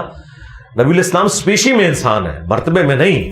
آپ کے ہاتھ کی طرف ہمارے ہاتھ کی طرف. بخاری مسلم میں ہے کہ جابر بن عبداللہ کہتے ہیں کہ صلح حدیبیہ کے موقع پر جب پانی کی قلت ہوئی تو مختلف جگہ سے پانی جمع کر کے بمشکل ایک پیالہ آپ کو پیش کیا گیا. آپ نے اپنی مبارک انگلیاں اس میں داخل کی تو پانی کے چشمے پھوٹے اور اس میں سے صحابہ کرام نے پانی پیا، جانوروں کو پلایا اور سٹور بھی کر لیا. تو وہ تابعی پوچھتے ہیں کہ آپ لوگ کتنے تھے؟ انہوں نے کہا ہم 1,00,000 بھی ہوتے نا تو پانی زیادہ تھا، البتہ ہم 1500 تھے جنہوں نے ایک پیالے سے پانی پیا، سارے اونٹوں کو بھی پلایا، سٹور بھی کر لیا. تب بھی اسی طریقے سے آپ کی مبارک انگلیوں سے پانی کے چشمے جاری تھے. اسی طریقے سے بخاری مسلم میں ہے کہ نبی الاسلام نے فرمایا کہ تم نماز کی حالت میں خشوع و خضوع سے کھڑے ہوا کرو، میں تمہیں اللہ کی قسم اپنی پیٹھ کے پیچھے دیکھ رہا ہوتا ہوں. یعنی جب آپ جماعت کرواتے تھے نا تو آپ کو پیچھے نظر آتا تھا کون کھجلی کر رہا ہے، کون کیا کر رہا ہے. یہاں آپ کی آنکھ نہیں تھی، ہمیں تو یہ بس ادھر تک مشکل سے 180 ڈگری نظر آتا ہے. نبی الاسلام کو انہی 2 آنکھوں سے پیچھے بھی نظر آتا تھا. یہ ہر وقت آپ کے ساتھ معجزہ اٹیچ تھا. اس طریقے سے بخاری مسلم میں آتا ہے کہ آپ کے پسینے سے خوشبو آتی تھی اور صحابہ کرام آپ کے پسینے کو خوشبو کے طور پر استعمال کرتے تھے. تو اب پسینے میں سے تو بدبو آتی ہے، لیکن نبی الاسلام کا یہ معجزہ تھا کہ آپ کے مبارک پسینے سے خوشبو آتی تھی. اسی طریقے سے آپ صلی اللہ علیہ وآلہ وسلم کے بارے میں حضرت اسماء بنت ابی بکر نے ایک کالا جبہ، کسروانی طیالسی کالا جبہ نکالا پرشین امپائر کا، اور کہا کہ یہ وہ جبہ ہے جو نبی الاسلام پہنا کرتے تھے اور ہم اس کا دھون مریضوں کو شفا کے لیے پلاتے ہیں. اسی طریقے سے بخاری شریف میں آتا ہے کہ ام سلمہ نے نبی الاسلام کا ایک بال مبارک نکالا اور کہا کہ یہ نبی الاسلام کا وہ بال مبارک ہے، جب ہمارے محلے میں کوئی بیمار ہو جاتا ہے تو وہ برتن بھجوا دیتا ہے، میں اسے گھول کے دیتی ہوں، وہ پی لیتا ہے تو شفا ہو جاتی ہے. تو نبی الاسلام کی تبرکات کی شفا آپ کی وفات کے بعد بھی اسی طریقے سے جاری ہے. لیکن اگر آپ لوگ جعلی بال مبارک بنا کے، جعلی نقش نالین بنا کے لکڑی کے اوپر اور اس طریقے سے زیارت کروا کے اس میں ٹکٹ لگا کے کریں گے تو ہم کہیں گے کہ ہم لوگ پھر نبی کے نام کو بیچ ہی رہے ہیں نا. نبی الاسلام کی تو یہ تعلیمات تو نہیں تھی کہ آپ نے یہ کچھ کرنا شروع کر دینا. اسی طریقے سے بخاری مسلم میں ہے کہ صحابہ کرام نبی الاسلام کے وضو کا پانی نیچے نہیں گرنے دیتے تھے، اس کو اپنے جسم کے اوپر ملتے تھے. بخاری مسلم میں ہے نبی صلی اللہ علیہ وآلہ وسلم نے حجۃ الوداع کے موقع پر جب حلق کروایا تو آپ نے ابو طلحہ کو بال دیے اور کہا کہ صحابہ کرام میں انہیں تقسیم کر دو. اور بخاری میں تو یہاں تک آیا ایک تابعی کہتے ہیں کہ نبی الاسلام کا ایک بال مبارک ہونا میرے پاس دنیا اور جو کچھ دنیا کے اندر ہے اس سے بڑھ کر مجھے محبوب ہے. اسی طریقے سے ابو داؤد ترمذی میں آیا، ابن ماجہ میں حدیث موجود ہے کہ ایک صحابیہ کہتی ہیں کہ نبی الاسلام ہمارے گھر تشریف لائے تو آپ کو پیاس لگی تو آپ نے کہا کہ میں نے پانی پینا ہے، تو ہم نے مشکیزے کی طرف اشارہ کیا، نبی الاسلام اٹھے، مشکیزے کو منہ لگا کے پانی پیا. وہ کہتی ہیں کہ جس سے ہی نبی الاسلام لادہ ہوئے تو میں نے مشکیزے کا منہ کاٹ کے اپنے پاس تبرکن رکھ لیا کہ اس سے نبی الاسلام کا منہ مبارک لگا. تو اس طرح صحابہ کرام نے نبی الاسلام کی چیزیں بھی سنبھالی ہوئی تھیں. آپ صلی اللہ علیہ وآلہ وسلم کے یہ معجزات اتنے ایکسٹرا آرڈنری ہیں کہ جن پہ کسی کو اختلاف نہیں ہے. لیکن ہم یہ کہتے ہیں کہ نبی الاسلام کی وفات کے بعد کبھی کسی صحابی نے آپ کی قبر کی مٹی نہیں چاٹی جا کے، یہ اختلاف شروع ہو جاتا ہے. آج بھی دنیا میں نبی الاسلام موجود ہوں، ہم اپنا ہر مسئلہ آپ کے سامنے لے کے جائیں گے. بخاری میں نہیں آیا کہ ایک صحابی کی پنڈلی کی ہڈی ٹوٹ گئی، نبی الاسلام نے کہا یہ کیا ہوا؟ تو انہوں نے کہا یا رسول اللہ آپ نے وہ کام بھیجا تھا، میں نے قلعے سے چھلانگ لگائی تو یہ ٹوٹ گئی. تو انہوں نے اپنی پگڑی لپیٹی تھی، آپ نے فرمایا ٹانگ سیدھی کر، ہاتھ پھیرا. وہ کہتے ہیں کہ ایسی ہوگی کہ کبھی ٹوٹی نہیں تھی. لیکن آج اگر آپ کی پنڈلی کی ہڈی ٹوٹے گی نا، ہم آپ کو روزہ شریف میں نہیں لے کے جائیں گے، نہ کعبہ شریف لے کے جائیں گے. دنیا کو اللہ نے اس باپ کے ساتھ جوڑا ہے. نبی الاسلام جب تک دنیا میں موجود تھے ہم ہر مسئلہ آپ کے سامنے رکھیں گے. بخاری مسلم میں یہاں تک حدیث ہے کہ بارش نہیں ہو رہی تھی، ایک عرابی کھڑا ہوا، یا رسول اللہ ہمارے جانور ہلاک ہو گئے قید سالی سے، آپ دعا کریں. نبی الاسلام نے دعا کی اور ابھی ہاتھ نیچے بھی نہیں آئے تو بارش شروع ہو گئی. اگلے جمعے تک بارش ہوتی رہی. اگلے جمعے وہی بندہ کھڑا ہوا کہ یا رسول اللہ دعا کریں کہ ہمارے گھروں میں بارش نہ ہو، صرف زمینوں میں ہو. تو نبی الاسلام نے دعا کی، بلکہ آپ نے مبارک انگلی سے یوں بادلوں کو اشارہ کیا، ولادہ ہو گئے. تو اس طرح کے کئی معجزات بخاری مسلم میں ہے کہ نبی الاسلام نے فرمایا کہ اگر کوئی مجھ سے لینا چاہتا ہے تو میں اسے عطا کرتا ہوں کہ وہ اس کے بعد کبھی نہیں بھولے گا. تو حضرت ابو ہریرہ نے فوراً اپنی چادر بچھائی تو نبی الاسلام نے یوں کر کے چادر میں ڈالا، انہوں نے سینے سے لگائی اور کہتے ہیں اس سے پہلے میں نے حضور کو شکایت کی تھی کہ میں حدیثیں بھول جاتا ہوں، اس کے بعد میں کبھی کوئی چیز نہیں بھولا. تو اس طرح کے ایکسٹراآرڈنری معجزات ہیں نبی صلی اللہ علیہ وآلہ وسلم کے، اس سے کسی کو انکار نہیں ہے. ہمارا بریلویوں سے اختلاف یہ ہے کہ وہ قبر رسول سے جا کے یہ چیزیں مانگنا شروع کر دیتے ہیں، یا یہاں بیٹھ کے وہ دعا میں نبی الاسلام کو شریک کرتے ہیں. یہ کام نہ کریں, دنیا میں موجود ہوں تو بالکل جائیں. دیکھیں بدر و احد کے اندر امیر حمزہ تھے, نبی الاسلام نے ان کی ڈیوٹی لگائی. خیبر میں وہ شہید ہو چکے تھے, ان کو قبر سے نکال کے ساتھ نہیں لے کے مولا علی کی ڈیوٹی لگائی. جو بندہ دنیا سے چلا گیا وہ اللہ کی جنتوں میں آخرت میں زندہ ہے, دنیا سے اب اس کا کوئی تعلق نہیں ہے. ورنہ مجھ سے آپ اینٹی وینم علمی جواب, الزامی جواب پھکی والا لے لیں. قرآن میں تو سورہ نساء کی آیت نمبر 65 میں ہے کہ تم مومن ہی نہیں ہو سکتے جب تک کہ اپنے ہر فیصلے میں نبی کو حاکم نہ مان لو. تو کیا صحابہ کرام حضور کی وفات کے بعد قبر رسول سے جا کے فیصلے کرواتے تھے, یا حضرت عمر نے حضرت علی کو چیف جسٹس لگایا ہوا تھا؟ سقیفہ بنی ساعدہ میں جو کچھ ہوا, کیا اس کی شکایت حضرت علی نے جا کے قبر رسول پہ کی ہے, یا حضرت ابوبکر نے کہا کہ ٹھیک ہے علی وہاں سے فیصلہ کروا لیتے ہیں؟ ایون حضور کی میت پہ دفنانے میں اختلاف ہوا ہے, ترمذی میں آیا ہے, صحابہ میں مشورہ ہو رہا ہے. کسی نے نہیں حضور سے پوچھا کہ یا رسول اللہ آپ کو کہاں دفنا ہے, ابھی تو میت مبارک اندر بھی نہیں گئی تھی. بعد میں تو یہ باتیں کرتے ہیں جا کے, اور ہمیں لا کے جعلی روایتیں پیش کرتے ہیں مصنف ابن ابی شیبہ سے کہ ایک اعرابی حضور کی قبر پہ آئے, اس میں اعمش مدلس ان سے روایت کر رہا ہے. ہم بخاری سے کہتے ہیں کہ حضرت عمر کہتے ہیں انا کنا نتوسل الیک بنبینا, 1010 نمبر حدیث ہے بخاری کی, اے اللہ جب تک تیرے نبی ہمیں موجود تھے ہم ان کا توسل اختیار کرتے تھے, ان کی دعا کی برکت سے تو بارش نازل فرماتا تھا. اب ہم تیرے نبی کے چچا کو لے کے ہیں. تو نبی الاسلام کا کوئی مرتبہ کام نہیں ہو گیا تھا وفات کے بعد, بلکہ بڑھ گیا ہے. وَلَلْآخِرَةُ خَيْرٌ لَكَ مِنَ الْأُولَىٰ. لیکن حضرت عمر نے عقیدہ دیا کہ صحیح وسیلہ اور توسل یہ ہے کہ جو بندہ دنیا میں موجود ہے آپ نے اس سے دعا کروانی ہے, نہ کہ آپ نے قبر رسول کی بٹی چاٹنی ہے یا جا کے قبر پہ نبی الاسلام سے مانگنا ہے. مانگنا اللہ ہی سے, ایاک نعبد و ایاک نستعین. اچھا سر, آپ نے قیاس کیا تھا, اچھا سر آپ نے اتحاد کیا تھا, بیج لگایا تھا نالین پاک کا. آپ اگر اتحاد کریں تو آپ کو اجازت ہے, اور آپ نے کہا جی میں نے پوری ٹیم سے مشورہ کیا ہے, جی میں نے یہ اتحاد کیا ہے. ہم اگر جھنڈی لگا لیں تو ہمارا اتحاد آپ کیوں قبول نہیں کرتے سر؟ میں نے وہ بیج لگانے کے بعد کہا ہے کہ سوائے ابلیس کے جہاں میں سبھی تو خوشیاں منا رہے ہیں. اور دوسرا میں نے یہ جو بیج لگایا ہے یہ پراپرلی کوئی میں نے سرمنی کی ہے کہ میں نے کہیں بندے اکٹھے کیے ہوں, ساروں نے بیج لگائے ہوئے ہوں, پھر ہم بیٹھ کے وہاں پہ لنگر کھا رہے ہوں اور ایک پورا پراپر طریقے سے جلوس لے کے چلے ہوں. ٹھیک ہے, میں کہتا ہوں آپ ربیع الاول کیا پورا سال لگا کے رکھیں, لبیک یا رسول اللہ کا بیج لگائیں, کوئی حرج نہیں, ہمیں کوئی اس سے اختلاف نہیں. جب اسے آپ اجتماعی شکل دیتے ہیں, آپ اس مثال کو سمجھیں, جب بھی کوئی عبادت اجتماعی طور پر ہوگی نا وہ بدعت میں چلی جائے گی. انڈیویجول ہم کوئی بدعت نہیں کہتے ہیں. مثال کے طور پر آپ اشراق کے نفل پڑھیں, 8 پڑھیں, 10 پڑھیں, 12 پڑھیں, لیکن اگر آپ اشراق اور چاش کی جماعت اعلانیہ کروانا شروع کر دیں گے ہم اسے بدعت کہیں گے. ونس اجتماعی کوئی معاملہ ہوتا ہے, آپ تسبیح کے اوپر, گٹھلیوں کے اوپر اللہ کا ذکر کریں, کوئی مسئلہ نہیں ہے, لیکن جیسے ہی اجتماعی ذکر کریں گے وہ بدعت کی کیٹیگری میں چلا جائے گا. وہ دارمی میں حدیث ہے, عبداللہ ابن مسعود نے کہا ابھی تو نبی کے برتن بھی نہیں ٹوٹے, آپ کے کپڑے بھی پرانے نہیں ہوئے, اور نبی کے صحابہ بھی نہیں سارے مر گئے کہ تم نے دین میں یہ بدعت جاری کر دی ہے. ایک کہنا جی پڑھ 100 دفعہ سبحان اللہ, باقی سارے گیٹیاں سوٹ دینے اور چادر بچھا کے. لیکن دوسری طرف ابو داؤد میں حدیث ہے, نبی الاسلام کے سامنے ایک عورت گٹھلیوں پہ پڑھ رہی تھی, آپ نے فرمایا اس سے آسان عمل بتاتا ہوں, اور آپ نے اس کو ایک وظیفہ تعلیم فرمایا, لیکن اس کو حرام نہیں کہا کیونکہ وہ انڈیویجول تھی. وہ عورت بھی اگر پورے محلے کی عورتیں لے کے بیٹھی ہوتی نا 1.25 لاکھ دفعہ آیت کریمہ تو بدعت ہو جانی تھی. یہ بدعت میں آپ سمجھیں انڈیویجول آپ جو عبادتیں ان کی اثر موجود ہے, اگر آپ کرنا چاہتے ہیں ضرور کریں, لیکن جیسے ہی اس کو اجتماعی شکل دے کے ایک سرمنی بناتے ہیں نا پھر وہ بدعت کی کیٹیگری میں چلی جاتی ہے یہ چیز. اچھا, حضور نے کہا ہے کہ میں اس وقت بھی نبی تھا کہ جب آدم علیہ السلام مٹی اور پانی کے درمیان تھے. تو ہم تو انہیں اولین والآخرین مانتے ہیں, تو آپ تو اس کا انکار کرتے ہیں کہ آپ تو کہتے ہیں کہ جناب حضور جو ہیں اسی وقت پیدا ہوئے جب آپ 12 ربیع الاول کو دنیا میں آئے, اس سے پہلے کوئی وجود نہیں تھا. اس سے نہیں, تو آپ بھی یہ مانتے ہیں کہ نبی صلی اللہ علیہ وسلم کا کوئی وجود ظاہری. جی یہی بات ہے نا. آپ کا بھی عقیدہ ہے کہ جب تک حضرت عبداللہ اور حضرت آمنہ علیہم السلام ورضی اللہ عنہما کی شادی نہیں ہوئی تھی اس وقت تک نبی الاسلام دنیا میں تشریف فرما نہیں تھے. بس یہی عقیدہ ہے. اللہ کے ہاں جو ہے نا وہ تو ہے نا کہ میں اس وقت بھی نبی تھا, اللہ کے علم میں نبی لکھا ہوا تھا, اللہ کے ہاں نہیں جی لکھا ہوا الفاظ مسند احمد میں, میں اللہ کے ہاں خاتم النبیین لکھا ہوا تھا. اچھا رہا موجود ہونا, جی اس وقت بھی موجود تھے روح کی شکل میں, اور اس وقت صرف یہ نہیں ہے کہ نبی الاسلام موجود تھے, ہم لوگ بھی موجود تھے. انسانی شکل میں پہلا انسان جو آیا نا جس سے ہماری نسل چلی ہے جی وہ حضرت آدم ہے. اس وقت نبی الاسلام انسانی شکل میں نہیں تھے, اور اگر آپ کہتے ہیں روحانی طور پر تھے تو روحانی طور پہ تو ہم بھی تھے, روحیں تو اللہ نے پہلے پیدا کی ہیں.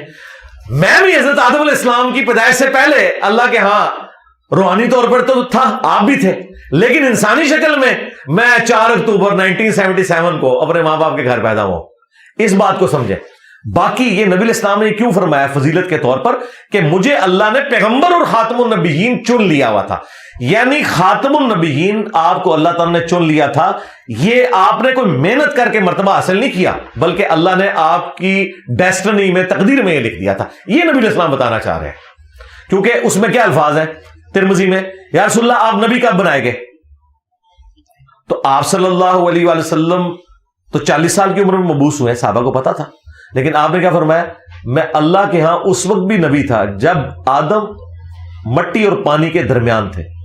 وہ اللہ کے علم میں فزیکلی موجود نہیں تھے. اچھا مجھے بتائیں، اگر فزیکلی تھے تو نبی الاسلام کے جد امجد ہم حضرت ابراہیم کو کیوں کہتے ہیں؟ ابراہیم تو نبی الاسلام کی اولاد میں ہونے چاہیے. اگر نبی الاسلام پہلے سے ہیں، ہم کیا کہتے ہیں کہ ان کے جد امجد حضرت آدم کی اولاد سے ہے نا. نبی الاسلام فرمایا نا، میں اللہ کے یہاں خاتم النبیین لکھا تھا جب آدم علیہ السلام مٹی اور پانی کے درمیان تھے. میں دعائے ابراہیم ہوں، میں عیسیٰ کی بشارت ہوں، میں اپنی ماں کا وہ خواب ہوں جو انہوں نے پیدائش کے وقت دیکھا کہ ان کے لیے شام کے محلات روشن ہو گئے. تو نبی علیہ السلام اپنے آپ کو ابراہیم کی اولاد مانتے تھے، اسماعیل علیہ السلام کی اولاد مانتے تھے. تو کیوں مانتے تھے؟ تو بیگوٹن اعتبار سے نبی علیہ السلام حضرت آدم علیہ السلام سے پہلے نہیں ہے، وہ آخری نبی ہے. لیکن اگر روحانی اعتبار سے دیکھا جائے تو تمام روحیں، خواہ وہ کفار کی روحیں ہیں، انسانوں کی روحیں ہیں، ان میں بھی نیک بندوں کی ہیں، بدکاروں کی ہیں، وہ سب کی سب روحیں پہلے موجود تھی. وہ روح جسم میں جب آئی ہے نا، پہلا جو انسان ہے وہ آدم علیہ السلام ہے. ہاں، نہ حضرت ابراہیم ہے، نہ حضرت موسیٰ ہے، نہ حضرت عیسیٰ ہے، نہ نبی صلی اللہ علیہ وآلہ وسلم ہے. انسانیت کی ابتدا جو ہے حضرت آدم علیہ السلام سے ہوئی ہے. ابھی میں وہ سائنٹیفک بحث نہیں کر رہا کہ حضرت آدم علیہ السلام سے پہلے انسان کس شکل میں تھے، ان انسانوں کی بات نہیں کر رہا. جو پراپر جن کو اللہ تعالیٰ نے خلیفہ بنایا وہ آدم علیہ السلام ہے. ٹھیک ہو گیا.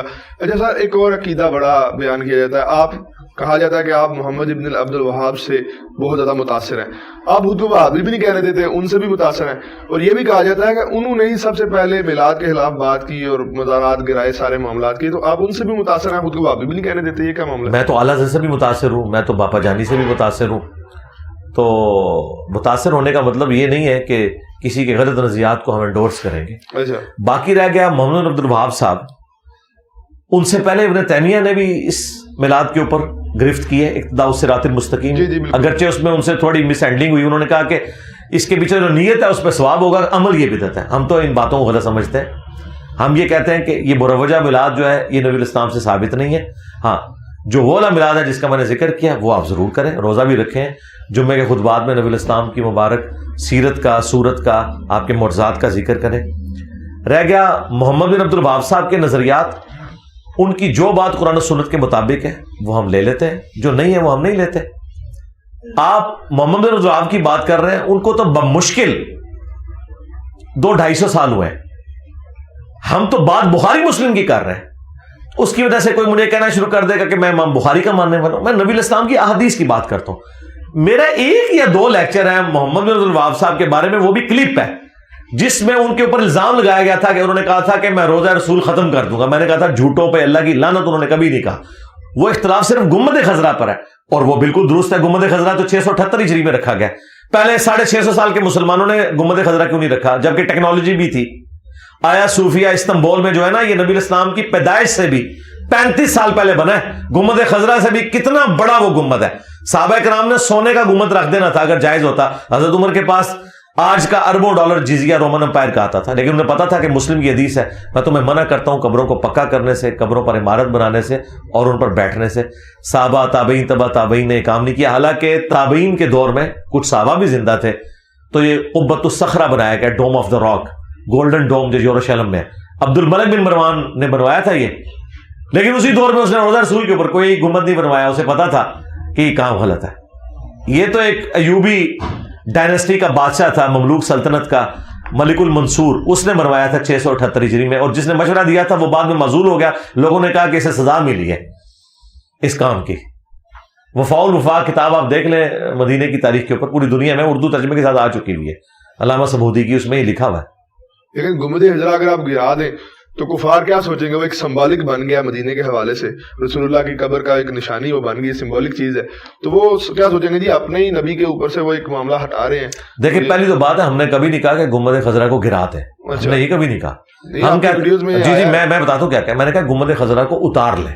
اچھا، گرانے اتارنے میں بڑا فرق ہے۔ اتار کیسے لیں؟ ہاں جی اتار لیں، جس طرح اوپر رکھا تھا حجر عائشہ تو پہلے ہی موجود تھا جی، چھت بھی تھی۔ لوگ کہتے ہیں نبی کی قبر کو ننگا کرنا چاہتا ہے، بھائی نبی الاسلام کی قبر ننگی تھی 650 سال تک، یعنی خلفائے راشدین آل البیت نے نبی الاسلام کی قبر کو ننگا رکھا ہوا تھا، یعنی خام خواہ ایک جذباتی جملے بولتے ہیں۔ بالکل ایسا نہیں ہے، نبی الاسلام حجر عائشہ میں دفن ہوئے، کیونکہ ترمذی میں حدیث ہے نبی کو وہیں پہ دفن کیا جاتا ہے، جو اللہ تعالیٰ نے اس کے لیے محبوب جگہ رکھی ہوتی ہے وہاں پہ ان کو موت دیتا ہے۔ اس حدیث کے تحت حضرت بکر نے کہا تھا نبی الاسلام کی جس چرپائی پہ ڈیتھ ہوئی ہے نا اس کے نیچے آپ کی قبر کھودی جائے، اور وہ حجر عائشہ تھا۔ تو اس کے بعد مولا علی نے کبھی سیدہ فاطمہ کا مزار نہیں بنوایا، ایون نبی الاسلام کی 3 بیٹیاں آپ کی زندگی میں فوت ہوئی، آپ نے کسی کا مزار نہیں بنوایا۔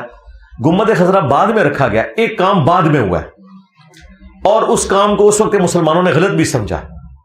اگر آپ اس کام کو صحیح سمجھتے ہیں تو پہلے 650 سال کے مسلمانوں کو کیا کہیں گے، جبکہ ٹیکنالوجی بھی تھی، یہ نہیں تھا کہ اس زمانے میں گنبد بنتے نہیں تھے، قبل از مسیح کلیسا بنے ہوئے، صحابہ کرام کے پاس ٹیکنالوجی بھی تھی، قبۃ الصغرا میں نے بتایا کہ موجود تھا، اس کے باوجود انہوں نے نہیں رکھا کیونکہ وہ سمجھتے تھے یہ غلط ہے۔ جو کام غلط ہے اگر ایک بندہ اسے آ کے دوبارہ سے کرتا ہے، مثال کے طور پہ میں آپ کو ابھی سمجھاتا ہوں، کل کو یہ جو پوڈری چرسی قسم کے لوگ ہیں ان کا قبضہ ہو جائے مدینہ شریف پہ اور یہ ڈھول ڈمکا شروع کر دے قبر رسول پہ، آپ نہیں روکیں گے؟ بالکل روکیں گے۔ کیوں روکیں گے؟ آپ یہ کہیں گے کہ یہ حضور کی مرضی سے ہو رہا ہے، آپ یہ کہیں گے خلاف شرع ہے۔ تو یہ گنبد جو لا کے رکھا گیا یہ خلاف شرع ہے نا، کیونکہ نبی اسلام کی حدیث ہے مسلم میں تمہیں منع کرتا ہوں قبروں کو پکا کرنے سے، عمارت بنانے سے اور ان پر بیٹھنے سے، خلاف شرع کام ہوا ہے نا۔ اور یہ دیکھیں یہ کہتے ہیں کہ جی یہ کیسے ہو سکتا ہے کہ اللہ کے نبی کی قبر کے اوپر خلاف شرع کام ہو جائے، اللہ تعالیٰ حفاظت کرنے والا ہے، پھر بڑا خطرناک کھیل میں کھیلوں گا آپ کے ساتھ، پھر تو میں یہ کہوں گا کہ امام کعبہ بھی اللہ کی مرضی سے ہے اور مسجد نبی کا امام بھی اللہ کی مرضی سے ہے، تو تم اس کے پیچھے نماز کیوں نہیں پڑھتے؟ پھر ہمیں کہیں گے نہیں جی وہ تو یزید بھی آ گیا تھا، وہ ایک جگہ تو ہونا، ایک ٹکٹ کتنے مزے کر رہے تھے، ٹھیک ہے۔ اچھا قبۃ الصغرا بھی تو ایک ڈوم آف دی راک اسے کہا جاتا ہے، ایک پتھر تھا جس سے حضور معراج میں گئے، تو اس میں بھی تو بنا دیا گیا گنبد، تو ایک پتھر کی تعظیم کی خاطر وہ گنبد بنا دیا، تو حضور کے اگر بنا دیا تو اس بعد والوں میں بے شک بنایا، لیکن اس میں کیا حرج ہو گیا؟ لاجیکلی آپ کی بات درست ہے جی۔ تو یہ اس زمانے میں جنہوں نے یہ بنوایا تھا ان کو قبر رسول پہ گنبد بنانے کا خیال کیوں نہیں ہے؟ اس وجہ سے کہ مسلم شریف میں جو ممانعت ہے نا وہ قبر پر عمارت بنانے کی ہے۔ آپ مسجد کے اوپر بھی گنبد بنا لیں کوئی مسئلہ نہیں ہے، قبر کے اوپر عمارت نہیں بنا سکتے، اصل اختلاف یہ ہے۔ تو قبۃ الصخرہ کسی کی قبر پہ نہیں بنا ہوا، وہ اس راک کے اوپر بنا ہوا ہے۔ نبی الاسلام نے اگر قبروں پر عمارت بنانے سے منع نہ کیا ہوتا نا تو میں کہتا ہوں کہ نبی الاسلام کی قبر مبارک پہ سونے کا گنبد بنا کے رکھنا چاہیے تھا۔ ہمارے لیے پروٹوکول والی بات ہے کہ ہم یہ کریں، ٹھیک ہے، کہ ہم نبی الاسلام کو اس حوالے سے تعظیم دیتے ہیں، لیکن چونکہ آپ علیہ السلام نے منع فرما دیا، جب آپ کوئی چیز منع کرتے آپ مجھے بتائیں کیا سجدہ کرنا اس سے بڑی کو تعظیم ہو سکتی ہے؟ نہیں، بالکل نہیں۔ حضرت آدم علیہ السلام کو فرشتوں نے سجدہ کیا تو آدم علیہ السلام کی تعظیم کی نا، یوسف علیہ السلام کو ان کے بھائیوں نے سجدہ کر کے ان کی تعظیم کی نا، تو ہم کتنے بدبخت ہیں کہ اپنے نبی کو سجدہ کر کے ان کی تعظیم بجا نہیں لاتے، تو آپ کیا کہیں گے؟ اب حرام قرار دے دیا بس۔ لیکن وہ جو سجدے ہوئے ہیں ان کو ہم غلط اس لیے نہیں کہہ رہے کہ اس وقت تک جائز تھا تعظیمی، اب ہم اس کو حرام سمجھتے ہیں، کیونکہ ابو داؤد میں حدیث ہے میں سجدہ جائز سمجھتا تو بیویوں سے کہتا کہ اپنے خامدوں کو کریں، اور یہ اس موقع پہ آپ نے ارشاد فرمایا کہ جب ایک صحابی نے حضور کو سجدہ کیا، آپ فرمایا سر اٹھا کیا کر رہا ہے، کیا جب میں فوت ہو جاؤں گا تم میری قبر سے گزرو گے، میری قبر پہ بھی سجدہ کرو گے؟ انہوں نے کہا نہیں یا رسول اللہ، تو فرمایا مجھے بھی سجدہ نہ کرو، اگر میں سجدہ جائز سمجھتا تو بیویوں سے کہتا کہ اپنے خامدوں کو سجدہ کریں اس حق کے سبب جو اللہ تعالیٰ نے دیا ہے۔ سجدہ جو تعظیم کا اعلیٰ ترین درجہ تھا، جو ہمارا دل کرتا ہے کہ ہم اپنے نبی کو کرتے، لیکن نبی نے منع کر دیا۔ وہ اعلیٰ حضرت نے بھی شعر کہا ہے، سر سوئے روزہ جھکا پھر تجھ کو کیا، دل تھا ساجد نج دیا پھر تجھ کو کیا۔ وہ کہہ رہے دل میرے سجدے میں تھا لیکن سر بس تھوڑا سا جھکا ہے، سجدہ میں اس لیے نہیں کر سکتا کہ نبی الاسلام کی اجازت نہیں ہے، لیکن دل سجدے میں ہی ہے۔ میں تو خیر اس کے ساتھ بھی ایگری نہیں کرتا، دل کی اجازت پتہ نہیں انہوں نے کہاں سے لے لی ہے، ہم تو کہتے ہیں نبی الاسلام نے منع فرمایا تو منع، بس دیٹس آل۔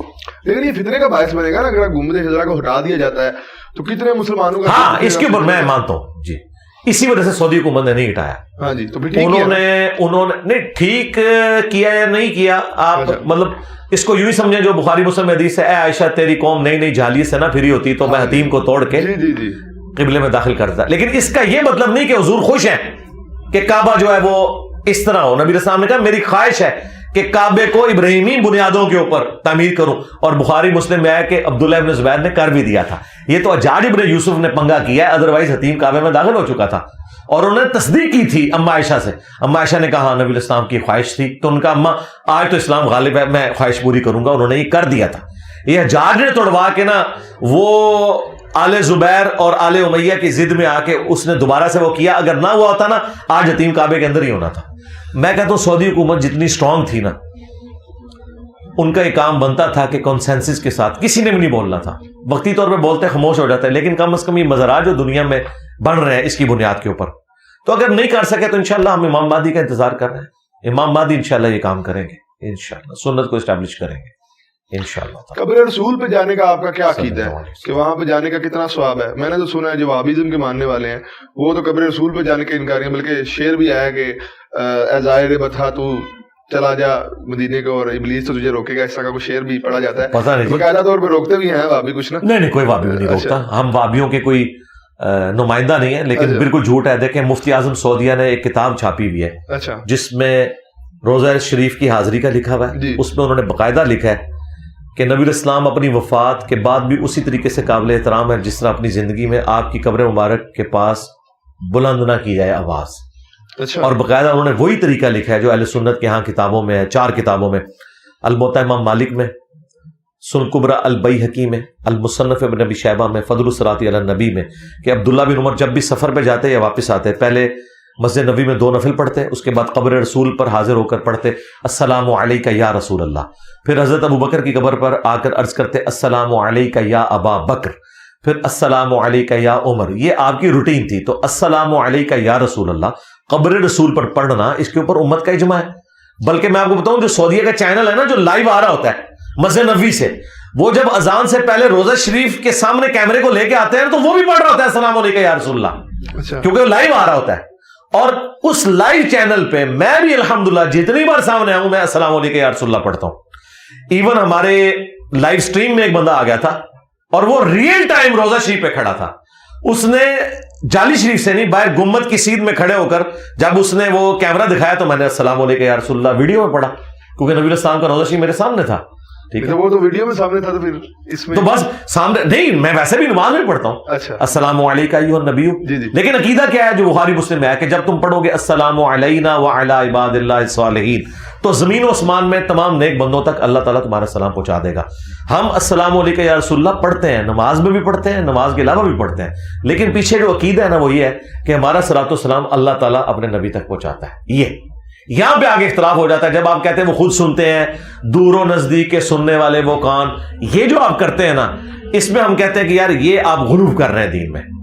نبی الاسلام نے فرمایا اللہ تعالیٰ پہنچاتے تھے بس. مطلب فرشتے اگر پہنچا سکتے ہیں تو رسول اللہ صلی اللہ علیہ وسلم کی اتنا کہ نہیں کہ خود اس سے سن لیں فرشتے تو آپ سے بالکل. جی نبی الاسلام کا پروٹوکول ہے, فرشتے ان تک پہنچاتے ہیں. اچھا, نبی الاسلام کے اوپر اگر آپ نے کوئی چیز منسوب کرنی ہے جی تو وہ دین سے ثابت بھی ہونی چاہیے نا. کل کو آپ یہ کہیں گے کہ حضرت عیسیٰ کا پروٹوکول تو یہ ہے کہ انہیں ابھی تک موت نہیں آئی, حضرت عیسیٰ زندہ ہے نا, لیکن ہمارے نبی تو فوت ہو چکے ہیں, آخرت کی زندگی میں زندہ ہیں, دنیا سے تو فوت ہو گئے. حضرت عیسیٰ علیہ السلام پچھلے آلموسٹ 2000 سال سے تو زندہ ہیں آسمانوں پہ, اور ابھی پتہ نہیں کتنے ہزار سال تک انہوں نے زندہ رہنا ہے. تو کرسچنز کہتے ہیں دیکھو پھر ہمارا نبی تو ابھی تک زندہ ہے. تو ہم یہ کہتے ہیں کہ بھائی اس طریقے سے آپ مراتب کو کمپیئر کروا کے کوئی رزلٹ نہیں نکال سکتے. ہم تو انبیاء کی بھی انبیاء پہ جزوی فضیلت مانتے ہیں. ہم رسول اللہ صلی اللہ علیہ وآلہ وسلم کو کلی طور پر باقی انبیاء پر فضیلت دیتے ہیں, جزوی طور پر نہیں.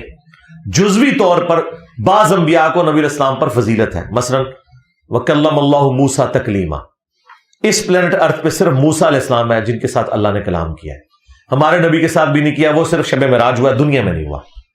بخاری مسلم حدیث ہے قیامت والے دن سب سے پہلے ابراہیم علیہ السلام کو لباس پہنایا جائے گا, سب ننگے نکالے جائیں گے. وہ پروٹوکول حضرت ابراہیم علیہ السلام کا ہے. عیسیٰ ابن مریم بغیر باپ کے پیدا ہوئے ہیں, یہ پروٹوکول عیسیٰ ابن مریم کا ہے. ہمارے نبی علیہ السلام کے باپ تو تھے، اور قرآن میں ہے کہ ہم عیسیٰ علیہ السلام اور ان کی ماں کو جہان والوں کے لیے نشانی بنانے والے ہیں. اب اس کو بنیاد بنا کے کہے گا کہ بھئی حضرت عیسیٰ علیہ السلام افضل ہو گئے. ہاں، کلی فضیلت ہم کیوں کہتے ہیں؟ وہ مسلم شریف میں حدیث ہے، نبی علیہ السلام نے شب معراج امامت فرمائی تھی انبیاء کرام کی. تو کلی فضیلت آپ صلی اللہ علیہ وآلہ وسلم کی ہے، جزوی فضیلت ایک پیغمبر کی دوسرے پر ہو سکتی ہے، اس میں کوئی عیب والی بات نہیں ہے. صحابہ کرام میں بھی جزوی فضائل ایک صحابی کے دوسرے کے اوپر ہیں. ٹھیک ہے، یہ ہو سکتا ہے کہ کسی معاملے میں ایک بندے کو ایسی فضیلت مل جائے جو دوسرے کو نہیں ہے. یہ پروٹوکول والی بات ہے، اللہ تعالیٰ کسی کو عطا فرما دے، اس کی بنیاد کے اوپر آپ آپس میں جھگڑا نہیں کریں گے. تو نبی صلی اللہ علیہ وآلہ وسلم کے بارے میں ہمارا یہ عقیدہ ہے کہ آپ تمام انبیاء سے افضل ہیں. لیکن اگر آپ یہ کہیں گے تمام انبیاء تیرے در کے سوالی، یہ بات غلط ہو جائے گی. ہاں، قیامت کے دن ہر کوئی رسول اللہ کی طرف متوجہ ہوگا شفاعت کے لیے، اور وہ بھی بالاذن ہوگی. وہ نبی علیہ السلام کے سوالی نہیں ہے، وہ اللہ کے سوالی ہیں، نبی علیہ السلام تک پہنچے. لیکن اس کو بنیاد بنا کے آپ دنیا میں تو نبی علیہ السلام سے نہیں مانگیں گے نا. وہ کہتے ہیں نا آج لے ان کی پناہ، آج مدد مانگ ان سے. اعلیٰ حضرت نے شعر کہا ہے نا، پھر نہ مانیں گے اگر قیامت میں مان گیا. خدا کے لیے یار، قیامت میں تو نبی علیہ السلام ہمارے سامنے ہے، پھر میں ان کو پھکا دوں گا کہ آج پھر دنیا کی کورٹس میں اپنا کیس کیوں لے کے جاتے ہو؟ قبر رسول سے کیوں نہیں فیصلہ کرتے؟ سورہ النساء کی آیت نمبر 65 کے تحت کہ نبی کو اپنا حاکم مانو، تو یہ کیا کہیں گے کہ نبی علیہ السلام دنیا سے جا چکے، اب ہم دنیا کی کورٹس میں ہی جائیں گے تو ہم آپ کو گستاخ رسول کہیں گے. بھائی نبی علیہ السلام کا دنیا سے جانے کے بعد وہ والا رشتہ نہیں ہے اس دنیا کے ساتھ جو آپ کا دنیا کی زندگی میں تھا. ہمارا صراط والسلام آپ تک پہنچتا ہے. ہم تو اس حدیث کو بھی صحیح مانتے ہیں ابو داؤد میں کہ جو شخص قبر رسول پر پڑھتا ہے السلام علیکم یا رسول اللہ، تو نبی علیہ السلام اس کے سلام کا جواب بھی دیتے ہیں. آپ نے فرمایا میری روح اللہ تعالیٰ لوٹا دے گا، میں اس کے سلام کا جواب دوں گا. لیکن وہ جواب ہم سنیں گے نہیں، نہ ہمارا سلام حضور سنتے ہیں، بلکہ اللہ ان تک پہنچاتا ہے اور وہ سننے کے بعد ہمیں دعا دے دیتے ہیں. اور یہ پروٹوکول صرف قبر رسول کا ہے. یہاں سے بھی ہمارا سلام پہنچ رہا ہے. سنن نسائی میں حدیث ہے، زمین میں فرشتے سے یاد کرتے ہیں، میرے امتیوں کا سلام میرے تک پہنچاتے ہیں. نبی علیہ السلام تک ہمارا سلام پہنچتا ہے، آپ جواب بھی دیتے ہیں. لیکن یہ سب کا سب برزخی معاملہ ہے، فزیکل نہیں ہے کہ کسی کو روزہ شریف سے اندر سے آواز آ جائے. ورنہ بریلویوں کو آواز آئے دیوبندی نہیں مانتے، دیوبندیوں کو آئے بریلوی نہیں مانتے، اور ہم دونوں کی بات نہیں مانتے. ہم کہتے ہیں کہ یار سیدہ فاطمہ تو اس غم سے فوت ہو گئی ہے کہ میں اپنے باپ کی آواز نہیں سن سکوں گی. تم لوگ کہتے ہو کہ قبر رسول پہ جا کے شیخ احمد رفاعی کے لیے نبی علیہ السلام نے 555 ہجری میں ہاتھ مبارک نکال لیا. جھوٹ بول رہے ہیں. اچھا، اس کے علاوہ یہ تھا کہ آپ قبر رسول پہ صلی اللہ علیہ وسلم حاضری کے ثواب کے بھی منکر ہیں؟ نہیں، کوئی منکر نہیں ہے. ہم کہتے ہیں اس پلانٹ ارتھ پہ اچھا نفلی عبادات میں سب سے افضل عبادت قبر رسول کی حاضری ہے، اس میں کوئی شک نہیں ہے. جو لوگ مدینہ شریف ہیں انہیں تو دن میں جتنی دفعہ موقع ملے رسول اللہ کی قبر پہ حاضر ہوں، کیونکہ یہ تو پروٹوکول ہے. جو قبر پر سلام عرض کرتا ہے نبی علیہ السلام اس کا جواب خود دیتے ہیں، اچھا ایٹ دا اسپاٹ دیتے ہیں، کیونکہ الفاظ ہیں اللہ تعالیٰ میری روح کو متوجہ کرے گا، میں اس کے سلام کا جواب دوں گا. ویسے تو ادھر کے سلام کا جواب بھی ہمیں مل رہا ہے، لیکن وہ بالکل نقد مل رہا ہے اسی وقت. تو آپ جائیں، بار بار جائیں، اس میں تو مطلب کوئی دوسری رائے نہیں ہے. وہ تو اس دنیا کا حصہ ہی نہیں ہے. قبر رسول تو جنت کے ٹکڑے میں. نبی علیہ السلام نے فرمایا میرے گھر سے لے کر میرے ممبر تک ریاض الجنہ ہے، جنت کے ٹکڑوں میں سے ایک ٹکڑا ہے. اور امام بخاری نے اس کے اوپر باب باندھا ہے کہ قبر رسول سے ممبر رسول جنت کا ٹکڑا ہے. امام بخاری نے کہا کہ قبر رسول جنت کا ٹکڑا ہے اور اس کا اس دنیا سے کوئی تعلق ہی نہیں ہے، اس اعتبار سے کہ کوئی اس کے لیول کی فضیلت والی چیز ہو. ہم قبر رسول کو، مدینہ شریف کو مکہ سے بھی افضل سمجھتے ہیں. ہمارا جھگڑا یہ ہوتا ہے کہ جب یہ لوگ اللہ کے عرش کے ساتھ اسے کمپیئر کروانا شروع کر دیتے ہیں اور اپنی طرف سے چیزیں دین کے اندر داخل کرتے ہیں، تو وہ پھر زیادتی والی بات. اگر یہ کہے کہ نبی علیہ السلام اللہ کے عرش سے افضل ہے، بالکل ٹھیک ہے، عرش بھی مخلوق ہے، نبی علیہ السلام اشرف المخلوقات ہیں. لیکن جب یہ کہتے ہیں قبر رسول کی مٹی اللہ کے عرش سے افضل ہے، یہ پھر غلو ہو جاتا ہے. وہ کہتے ہیں جتنا حصہ حضور کی جسد مبارک کے ساتھ جو ہے ٹچ کیا ہوا ہے، تو وہ حصہ تو واقعہ نہیں. وجہ آپ جو جسم اطہر کے ساتھ جو چیز ٹچ کی ہوئی ہے، یہ پتہ کتنا خطرناک کھیل کھیل رہے ہیں. ہم اللہ کے لیے تو یہ تمثیل بیان نہیں کر سکتے نا کہ اللہ عرش پر ہے. اس طرح بھی میں مثال نہیں دے سکتا جس طرح میں اپنی کرسی پہ ہوں.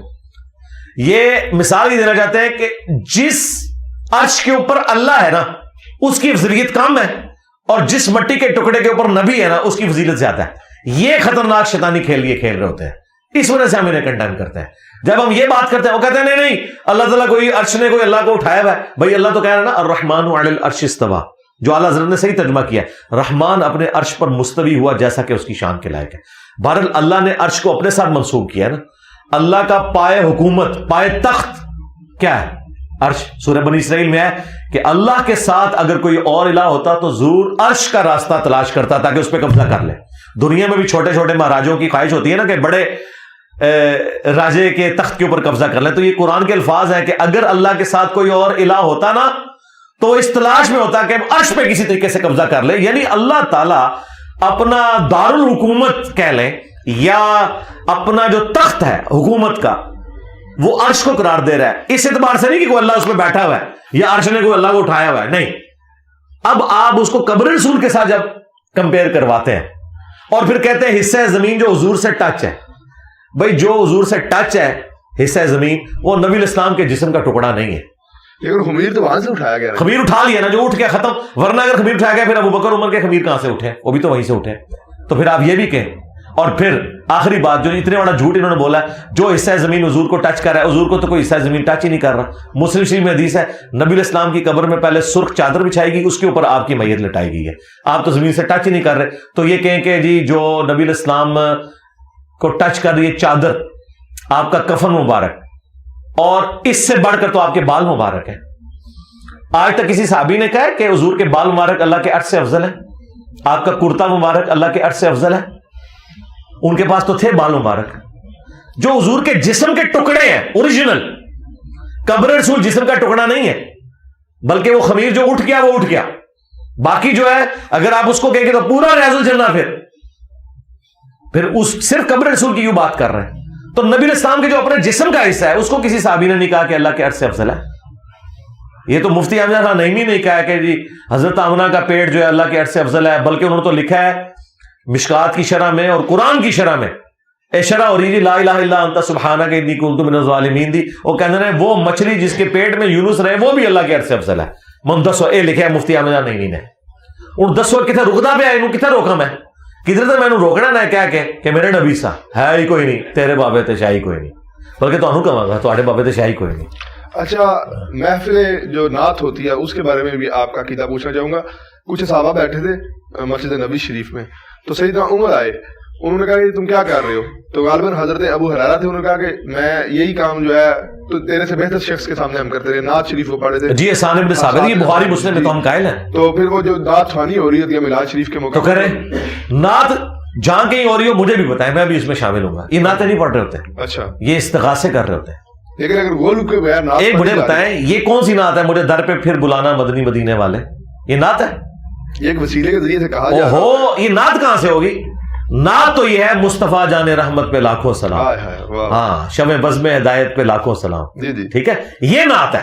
ٹھیک ہے، پتلی پتلی گلے قدس کی پتیاں، ان ہونٹوں کی نزاکت پہ لاکھوں سلام، یہ نعت ہے. نعت ہے کہ نبی الاسلام کی آپ تعریف کریں.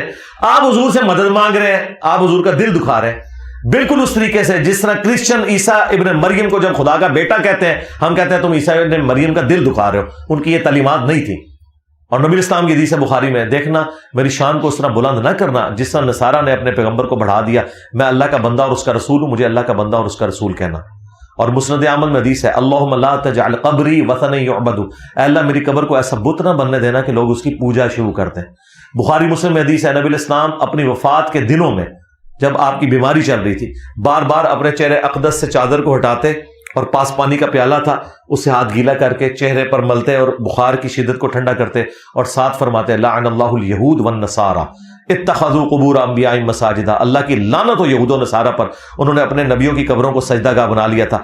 اور بخاری مسلم میں اس کے ساتھ یہ عائشہ کے الفاظ ہیں اگر ہمیں یہ خطرہ نہ ہوتا کہ لوگ رسول اللہ کی قبر پہ سجدے شروع کر دیں گے تو ہم نبی الاسلام کی قبر کو زیارت کے لیے اوپن چھوڑ دیتے، یعنی حجرہ عائشہ کی میں دیوار بھی گرا دیتی ہے عائشہ کہتی ہیں تاکہ لوگ زیارت کریں، لیکن ہمیں خطرہ تھا اور حضور ہمیں ڈرا رہے تھے.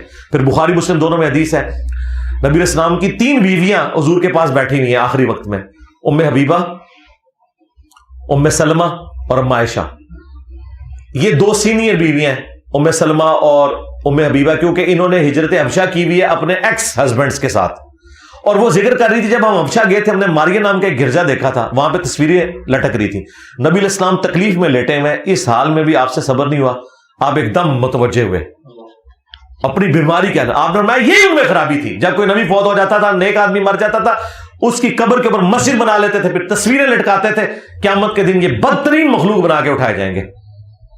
اور مسلم شریف میں حدیث ہے, جندب رضی اللہ تعالیٰ کہتے ہیں نبی علیہ السلام نے اپنی وفات سے 5 دن پہلے فرمایا تھا, دیکھنا میں تمہیں خبردار کر رہا ہوں, اگلے لوگوں میں جب کوئی نبی یا نیک بندہ فوت ہوتا تھا اس کی قبر پہ سجدے شروع کر دیتے تھے, میں تمہیں اس کام سے منع کرتا ہوں.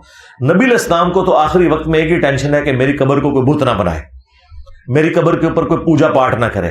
یہاں تو انہوں نے بابوں کی قبروں کے اوپر جو ہے وہ حد رکوع جھکتے ہیں, حالانکہ خود اعلیٰ حضرت نے لکھا ہوا ہے کہ حد رکوع جھکنا حرام ہے, قبر کو بوسہ دینا حرام ہے.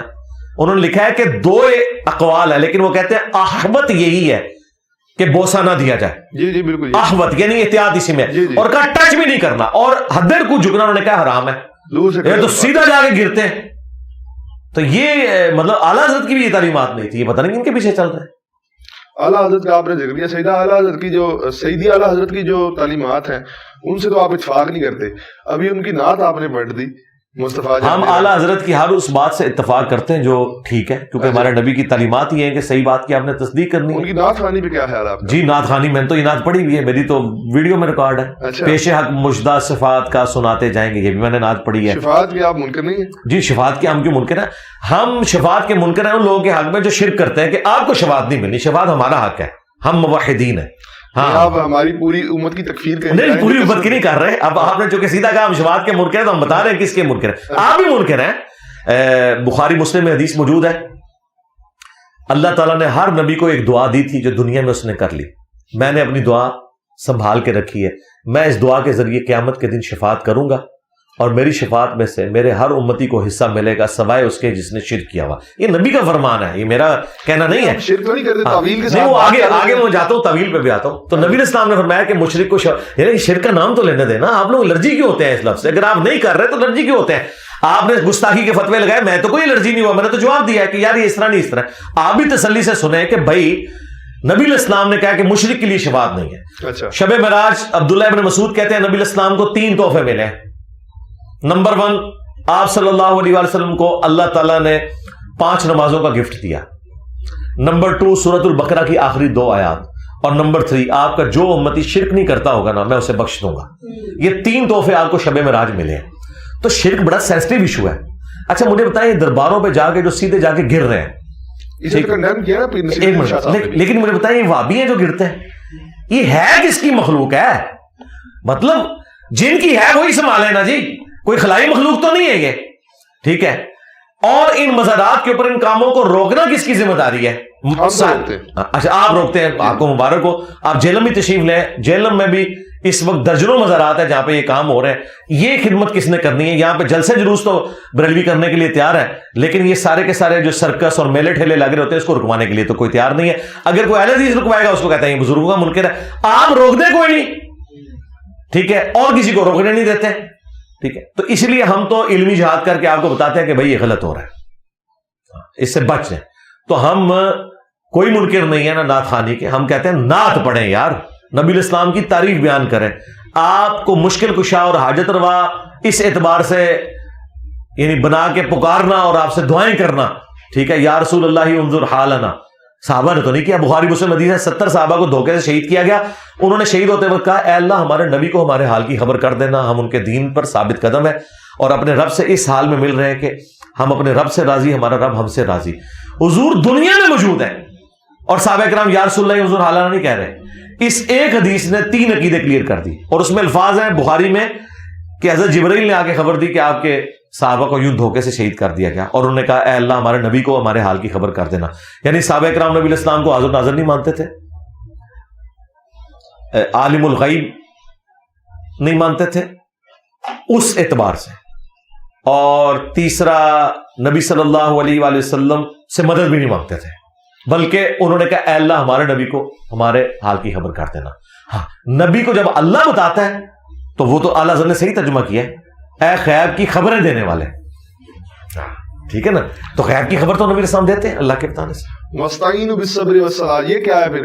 جو ڈاکٹر جلالی صاحب نے تو باقاعدہ طور پہ اس پہ گھنٹوں گفتگو کی ہے اور آپ کو مناظرے کا چینل بھی کیا ہے کہ میرے سامنے بیٹھ جائے میں ثابت کروں گا کہ بعد میں بھی ایک نبینہ صحابی آئے تھے انہوں نے یہ دعا کی تھی، تو اس بارے میں آپ کیا کہیں گے؟ جی ہم یہ کہیں گے کہ ڈاکٹر اشرف جلالی صاحب مفتی منیب الرحمان صاحب سے ویڈیو بنوا دیں کہ ڈاکٹر اشرف جلالی کی ہار میرے فرقے کی ہار ہے اور مفتی منیب کی ہار ہے، اور اس کی جیت میری جیت اور میری جیت میرے فرقے کی جیت ہے، تو کل کا سورج طلوع نہیں ہونے دیں گے، ہم اپنی اکیڈمی میں انہیں گاڑی بھیج کے منگوا لیں گے۔ اس میں تو وہ بات ہوگی نا کہ نہ نو من تیل ہوگا، نہیں اس کی وجہ یہ ہے نا کہ بھئی یہ پارٹی بازی ہے نا، قد کاٹ بڑے والا بندہ لے کے آئے نا، میں کتنوں سے بات کروں گا؟ اشرف جلالی سے اگر کوئی بات ہوگی تو کل کو حنیف قریشی صاحب کہیں گے کہ نہ حنیف قریشی نے جان بوجھ کے نا ایک پتا چھوڑا ہے اس اعتبار سے، تو اس کو دیکھ لیں میری کرامت ظاہر ہوئی ہے نا، اس کے بعد اس پہ ایف آئی آر بھی کٹ گئی ہے، یہ کرامت ظاہر ہوئی ہے نا۔ وہ کہتا تھا نہیں میں نمائندہ ہوں، اس کو پتا چل گیا اور اس نے کہا کالا کوا، تو وہ یہ صرف ان کی باتیں ہیں، نہیں تو واسطین اس سے بری وسعت میں تو وہ تو خود بھی قائل نہیں ہے۔ کیا آپ لوگ المدد یا نماز المدد یا صبر کہتے ہیں؟ لیکن جیسے انہوں نے پوری آیت پڑھو نا، ان اللہ مع الصابرین، اس کی تفسیر میں جو صحابی آئے تھے انہوں نے نبینہ صحابی وہ سارا واقعہ جو بیان جی ہم مانتے ہیں، کیوں نہیں مانتے؟ تو پھر اس کے بعد اس میں یا رسول اللہ مدد کہاں ہے میرے بھائی؟ اس میں اے اللہ میں تیرے نبی کے وسیلے سے تیری طرف متوجہ ہوتا ہوں، اے اللہ کے رسول میں آپ کے ذریعے سے اللہ کی طرف متوجہ ہوتا ہوں۔ ابن ماجہ میں تو اتنی حدیث ہے نا، یہ لے کے آتے ہیں المعجم الکبیر طبرانی سے، اگرچہ اس کی صحت پہ ہمیں اختلاف ہے، ہم کہتے ہیں اس کو بھی صحیح مان لیں، عثمان بن حنیف والی جو روایت ہے، تو اس میں تو رسول اللہ سے تو مدد نہیں مانگی انہوں نے کہا یا رسول اللہ میں آپ کے ذریعے اللہ کی طرف متوجہ ہوتا ہوں، اور اے اللہ میں تیرے نبی کے وسیلے سے تیری طرف متوجہ ہوتا ہوں۔ رسول اللہ سے تو مانگا ہی کچھ نہیں ہے، وسیلہ ثابت ہو گیا، وسیلہ تو ہم مانتے ہیں نا یار، وسیلے کا کون انکاری ہے؟ ہم استعانت کے خلاف ہیں، ٹھیک ہے ہاں اگر کوئی اس طریقے سے وسیلہ کرتا ہے نبی اسلام کے حوالے سے تو کرے، لیکن مانگنا اللہ سے ہے، ہمارا جھگڑا ختم۔ اور میں یہ آج نہیں کہہ رہا، میں نے آج سے کم از کم 4-5 سال پہلے ویڈیو ریکارڈ کروائی ہے، وسیلے کے نام پہ دھوکہ، عثمان بن حنیف کی میں نے حدیث ڈسکس کی ہے، اور میں نے کہا اگرچہ ہمیں اس کی صحت میں اختلاف ہے لیکن اہل سنت کے کچھ محدثین اسے صحیح سمجھتے ہیں، ہم اسے صحیح سمجھتے ہوئے کہتے ہیں کہ ہم کوئی اختلاف نہیں کرتے، لیکن مانگنا تو اللہ سے ہے نا، اس میں رسول اللہ سے کیا مانگا گیا ہے؟ پھر کبھی رسول پہ جا کے میں یہ کہہ سکتا ہوں کہ یا رسول اللہ میں آپ کی وجہ سے اللہ کی طرف متوجہ ہوتا ہوں، آپ کے وسیلہ سے، تو کہہ لیں کیا مسئلہ ہے؟ مانگنا تو اللہ سے ہے نا، ہاں مانگ اللہ سے، ہاں تو کہہ رہے نا، لیکن پھر ساتھ مانے کہ رسول اللہ سے ڈائریکٹ مانگنا پھر شرک ہے، یہ مانے، ٹھیک ہے؟ میں آج آپ کو جنتی گروہ ہونے کا سرٹیفکیٹ دے دیتا ہوں بریلویوں کو، لکھوا لیں، میں کہوں گا جی میری نظر میں آپ کی توحید پاس ہے، وہابی جو کہتے رہے میں آپ کی توحید آج پاس کرنے کے لیے تیار ہوں۔ میں اپنی ویڈیو میں کہہ چکا ہوں کہ آپ زیادہ سے زیادہ وسیلہ اور توسل والا معاملہ تھا، استعانت والا اب یہ بھی شیعہ کہتے ہیں ہم یا علی مدد سے مراد یہ ہے کہ حضرت علی کو ہم وسیلہ ڈالیں، یار ہمیں اردو نہیں آتی ہے، یا علی مدد وسیلہ کیسے ہو گیا؟ یا علی مدد وسیلہ نہیں ہے، علی کا وسیلہ یہ ہے کہ اے اللہ میں تجھے مولا علی کا واسطہ دیتا ہوں، میرا یہ کام کر دے، مانگ اللہ سے رہا ہوں، ٹھیک ہے؟ یہ اور چیز ہے، یہ ڈائریکٹ مولا علی سے مانگتے ہیں۔ اور ناج البلاغہ میں تو میں نے خطبہ بھی آپ کو بتایا تھا، شاہ جی تسی تے بڑے مننے والے ہو، اپنے دادے دی گل نہ ہوندے، مولا حسن نو مختوم نمبر 31 ہے، اے حسن تو اس کی اولاد ہے جس نے عنقریب مر جانا ہے، زندہ رہنے والی صرف اللہ کی ذات ہے، اے حسن جب بھی تجھے کوئی مصیبت پریشانی ہو تو اللہ ہی سے مانگنا، اللہ کا دربار وہ دربار ہے جس نے اپنا کوئی دربان بھی مقرر نہیں کیا، اور نہ اس نے یہ لازم کیا ہے کہ کسی وسیلے سے اس کی طرف متوجہ ہو۔ وسیلے کا بھی انکار کیتا ہے مولا علی نے، وسیلے کو مشروع نہیں ٹھہرایا۔ اچھا جب یہ ہم پیش کرتے ہیں وہ کہتے ہیں مولا علی نے کہا کہ اللہ تعالیٰ نے وسیلے کو ضروری قرار نہیں دیا، مولا علی نے وسیلے کو غلط نہیں کہا، ہم بھی کہتے ہیں غلط نہیں کہا، لیکن انہوں نے کہا کہ ضروری کوئی نہیں۔ مجھے بتائیں جب مولا حسن کو مولا علی کہہ رہے ہیں کہ تو نے اللہ سے مانگنا ہے، اپنا بھی وسیلہ نہیں ڈالا، اگر یا علی مدد سکھانا تھا تو مولا حسن کو سکھاتے نا۔ اس بات میں تو کوئی شک نہیں، جب بندہ بیکار اور پکارتا ہے تو وسیلے کی ضرورت نہیں ہوتی، وہ بندہ ڈائریکٹ ہی پکارتا ہے، اس بات میں کوئی شک نہیں ہے نا۔ نہیں انڈائریکٹ بھی جو آپ پکار رہے ہیں وہ بھی اللہ ہی کو پکار رہے ہیں نا۔ ہاں جی، لیکن آپ لوگ کیا کہہ رہے ہیں؟ آپ کہہ رہے ہیں یا باب الحق بیڑا تک، یا معین الدین چشتی پار لگا دے کشتی۔ آپ یہ نہیں کہہ رہے کہ یا معین الدین چشتی اللہ کے حضور دعا کر دیں کہ اللہ میری کشتی پار لگا دے، یہ ہوگا وسیلہ اور توسل جو ہم غیر انبیاء کے لیے قائل نہیں اس کے، لیکن پھر بھی اگر کوئی کرتا ہے تو ہم زیادہ سے زیادہ کہیں گے کہ یہ عقیدہ بدعت کے اوپر مبنی ہے، ہم اسے کفر و شرک نہیں کہتے۔ لیکن جب آپ ڈائریکٹ مانگنا شروع کر دیتے ہیں، وہ تو ڈائریکٹ ان سے مانگ رہے ہوتے ہیں، اور بالکل دیکھیں وہ عبد القادر جیلانی کے مزار کے اوپر جا کے وہ جو باپا جانی کا قریبی مرید ہے حبیب اتاری، وہ تو ان کی جالیوں کو لپٹ کے کہہ رہا ہے کہ پتہ نہیں وہ جس طرح اللہ سے مانگا جاتا ہے اس طرح وہ مانگ رہا ہے، اس طرح غلاف کعبہ کو پکڑ کے وہ رو رہا ہے۔ تو اس طرح کا عقیدہ تو نہ رکھے۔ اب میلاد کے اعتراض پہ، استانت والے معاملے پہ ہمیں مشرک اور بدعتی کہہ رہے ہوتے ہیں، دوسری طرف آپ کہتے ہیں جی قادیانی جو ہیں وہ کافر نہیں ہے جب تک وہ ہماری تکفیر نہیں کرتے. دوسری طرف ایک ویڈیو موجود ہے مرزا طاہر صاحب کی کہ وہ کہہ رہے ہیں کہ ہم مسلمانوں کی تکفیر نہیں کرتے، اور مرزا قادیانی کی کتابوں میں باقاعدہ امہات المومنین اور سیدہ مریم کی گستاخیاں موجود ہیں جو میں نے خود پڑھی ہیں PDF کی شکل میں. میں نے ویڈیو ریکارڈ کرائی ہے. ایسے شخص کو جو مانتے ہیں جو لوگ، ان کو آپ کافر نہیں کہیں گے کہ جو ایسے شخص کو مان رہے ہیں جو باقاعدہ طور سے گستاخیاں کر رہا ہے، اور آپ ہمیں مشرک اور بدعتی کہہ رہے ہیں. نہیں ہم کافر سمجھتے ہیں قادیانیوں کو، اس میں کوئی شک ہی نہیں ہے. بلکہ جو لوگ ختم نبوت کے نام کے اوپر چندے کھا رہے ہیں، یعنی چشتی رسول اللہ پارٹی اور اشرف علی تھانوی رسول اللہ پارٹی، انہوں نے تو آج تک کوئی علمی ویڈیو ان کے رد میں ریکارڈ ہی نہیں کروائی. زیادہ اس کی جو لغویات ہیں وہ شیطانی خزائن سے نکال کے دکھاتے ہیں. میں نے تو علمی رد کیا ہے. جو دلائل وہ قرآن و سنت سے پیش کرتے ہیں اور اپنا لقمہ ان کے منہ میں ڈالتے ہیں، سب سے زیادہ قادیانیوں کے خلاف ویڈیوز میری ہیں. اور مجھے یہ کہہ رہے ہیں جی قادیانیوں کو مسلمان سمجھتا ہے. میں یہ کہتا ہوں کہ قادیانی کافر ہے، لیکن انہیں بھی زندہ رہنے کا حق ہے دنیا میں. آپ پرسیکیوشن نہ کریں، وہ پاکستان کے شہری ہیں، پاکستان کے جھنڈے میں وائٹ پورشن ہے، انہیں بھی رہنے کا حق موجود ہے. البتہ ہم انہیں مسجد بنانے کی اجازت نہیں دیتے، بلکہ کہتے ہیں وہ ان کی عبادت گاہیں ہیں. وہ ظاہر آئین میں ان کو دیا ہوا ہے، سب نے تسلیم کیا ہوا ہے. اور جو لوگ ختم نبوت پہ بات کر رہے ہیں وہ بھی صرف قادیانیوں کے اوپر چڑھتے ہیں. چشتی رسول اللہ اور تھانوی رسول اللہ جہاں سے پرنٹ ہو رہا ہے ان کے بارے میں بات ہی نہیں کرتے، ان بزرگوں کے بارے میں بات ہی نہیں کرتے. ختم نبوت کے کاپی رائٹ صرف میرے پاس ہے. آپ لوگ صرف اینٹی قادیانی ہیں. میں ختم نبوت پہ کام کرتا ہوں. خواہ غلام احمد قادیانی دجال ہو یا کوئی اور بندہ ہو جس نے اپنے ناموں کا کلمہ پڑھایا یا اسے پرنٹ کیا، ہم اسے غلط سمجھتے ہیں.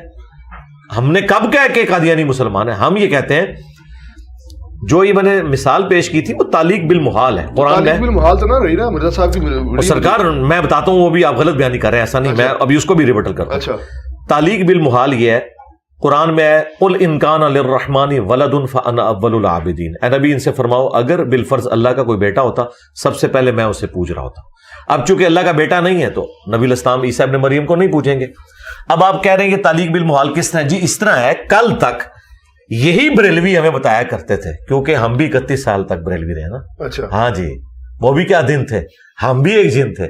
آج ہم دیو ہیں، جنوں کے بھی پیو ہیں، خواہ وہ جن بریلویوں میں ہوں یا بلکہ دیو کے بھی پیو ہیں، دیوبندیوں والا دیو. یعنی یہ روحانی طور پہ میں بات کر رہا ہوں، وہ میں بگوٹن والی بات نہیں کر رہا. کوئی اسے غلط مطلب نہ دے. استاد کو جیسے کہا جاتا ہے روحانی باپ ہوتا ہے. ہمیں نہیں پتا. کل تک یہ کہتے تھے کہ جی شاہ محمد نورانی صاحب نے قادیانیت کے خلاف مقدمہ اسمبلی میں لڑا ہے، وہ دلائل میں باقیوں کو مات دے رہا تھا. مرزا طاہر ایک دم گیم پلٹ دی. شاہ محمد نورانی صاحب نے کہا کہ بھٹو صاحب یہ آپ کو بھی کافر سمجھتا ہے. تو بھٹو نے کہا بھی میں بھی کافر ہوں. سے کہا ہاں بھائی جب ہم نبی مانے ہوئے ہیں ایک بندے کو، اس کا انکاری تو کافر ہے. تو بھٹو نے کہا ٹھیک ہے منڈو انہوں. کل تک یہ بریلویوں کا فخر تھا کہ اتنی چال چلی علمی طور پہ، بڑی پازیٹیو چال. تو یہی چال میں نے بھی چلی ہے نا کہ یہ ہمیں کافر مانتے ہیں، مسلمان نہیں مانتے، اور الٹا مظلوم مانتے ہیں کہ ہم انہیں کافر کہتے ہیں. بھئی تم ہمیں کافر کہتے ہو، ہم تو شروع سے تھے. تم نے آ کے ایک جھوٹی نبوت کلیم کی اور جو اسے نہیں مان رہا اسے کافر کہہ رہے ہو. اور جب ہم تمہیں کافر کہتے ہیں تم کہتے ہو جی آپ ہمیں کافر کہہ رہے ہو. بھئی آپ نے ابتدا کی ہے. تو اس میں نے تعلیق بالمحال کی تھی کہ اگر آپ ہمیں کافر کہنا چھوڑ دو اور مسلمان مان لو. نہیں مانتے یہ. اگر یہ ہمیں مسلمان مانے نا یہ خود کافر ہو جائیں گے. کیوں؟ اس لیے کہ غلام قادیانی ان کے نزدیک نبی ہے اور نبی کو میں دجال مان رہا ہوں ان کے نبی کو. تو جب میں اسے دجال مان رہا ہوں تو وہ کیسے مجھے مسلمان مان سکتے ہیں؟ مجھے بتائیں. کرسچنز کو ہم مسلمان مان سکتے ہیں؟ وہ کہتے ہیں نبی الاسلام پہ ہم کاپی رائٹس کا مقدمہ کرتے ہیں، انہوں نے تورات اور انجیل سے چوری کر کے قرآن لکھا ہے. ٹھیک ہے، ہم انہیں مسلمان نہیں ماننے کے لیے تیار، اس لیے کہ نبی الاسلام کی نبوت کو نہیں مان رہے. اسی طریقے سے قادیانی جس کو جھوٹا نبی کلیم کیے ہوئے ان کی نبوت کا جو کہ انکار کرے گا نا وہ اسے مسلمان مان ہی نہیں سکتے.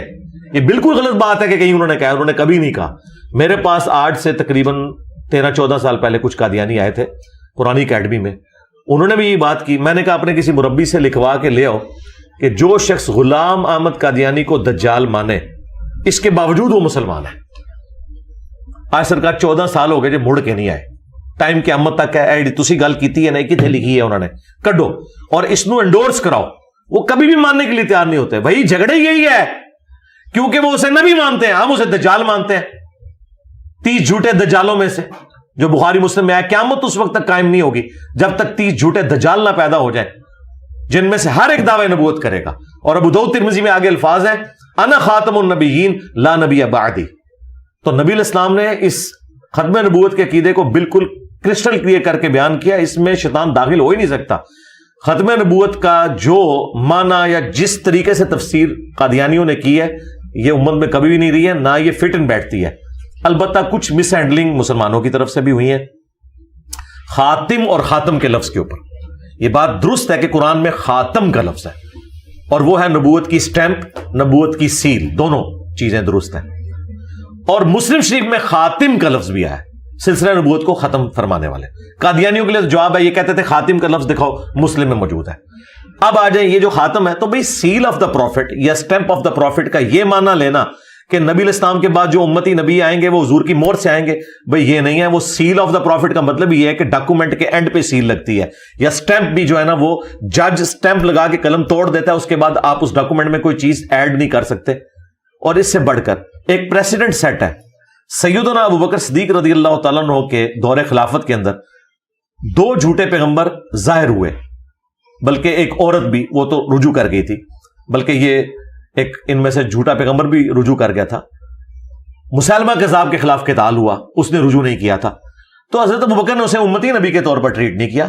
حضرت ابو بکر رضی اللہ تعالیٰ عنہ علیہ السلام ختم نبوت کا وہی معنی لیتے تھے جو ہم لیتے ہیں. ان سے پوچھے کہ تم نے یہ معنی کہاں سے نکال لیا, جب نبی علیہ السلام واضح فرما رہے ہیں کہ میری اور باقی انبیاء کی مثال ایک خوبصورت عمارت کی سی ہے جس میں ایک اینٹ کی جگہ خالی ہے. جو لوگ بھی گزرتے ہیں اس عمارت کی تعریف کرتے ہیں, کہتے ہیں یہ ایک اینٹ لگ جائے نا پرفیکٹ ہو جائے, اور وہ ایک اینٹ میں ہوں. یہ حدیث بخاری مسلم دونوں میں ہے. اور اس سے بھی بڑھ کر جو میں نے ایک حدیث ریویل کی ہے, پہلے سے موجود تھی لیکن کسی کا دھیان نہیں گیا اس طرف, کہ بخاری مسلم دونوں میں حدیث ہے علی کی میرے ساتھ وہی نسبت ہے جو ہارون کی موسیٰ کے ساتھ, مگر میرے بعد کوئی نبی نہیں. بھائی اگر مولا علی علیہ السلام امتی نبی نہیں بن سکے تو غلام احمد قادیانی دجال تھے, شاہی کوئی نہیں. غلام احمد قادیانی دجال بھی کبھی یہ جرت نہیں کرے گا کہ میری دین اسلام کے لیے کنٹریبیوشن مولا علی سے بھی زیادہ ہے, کرے گا.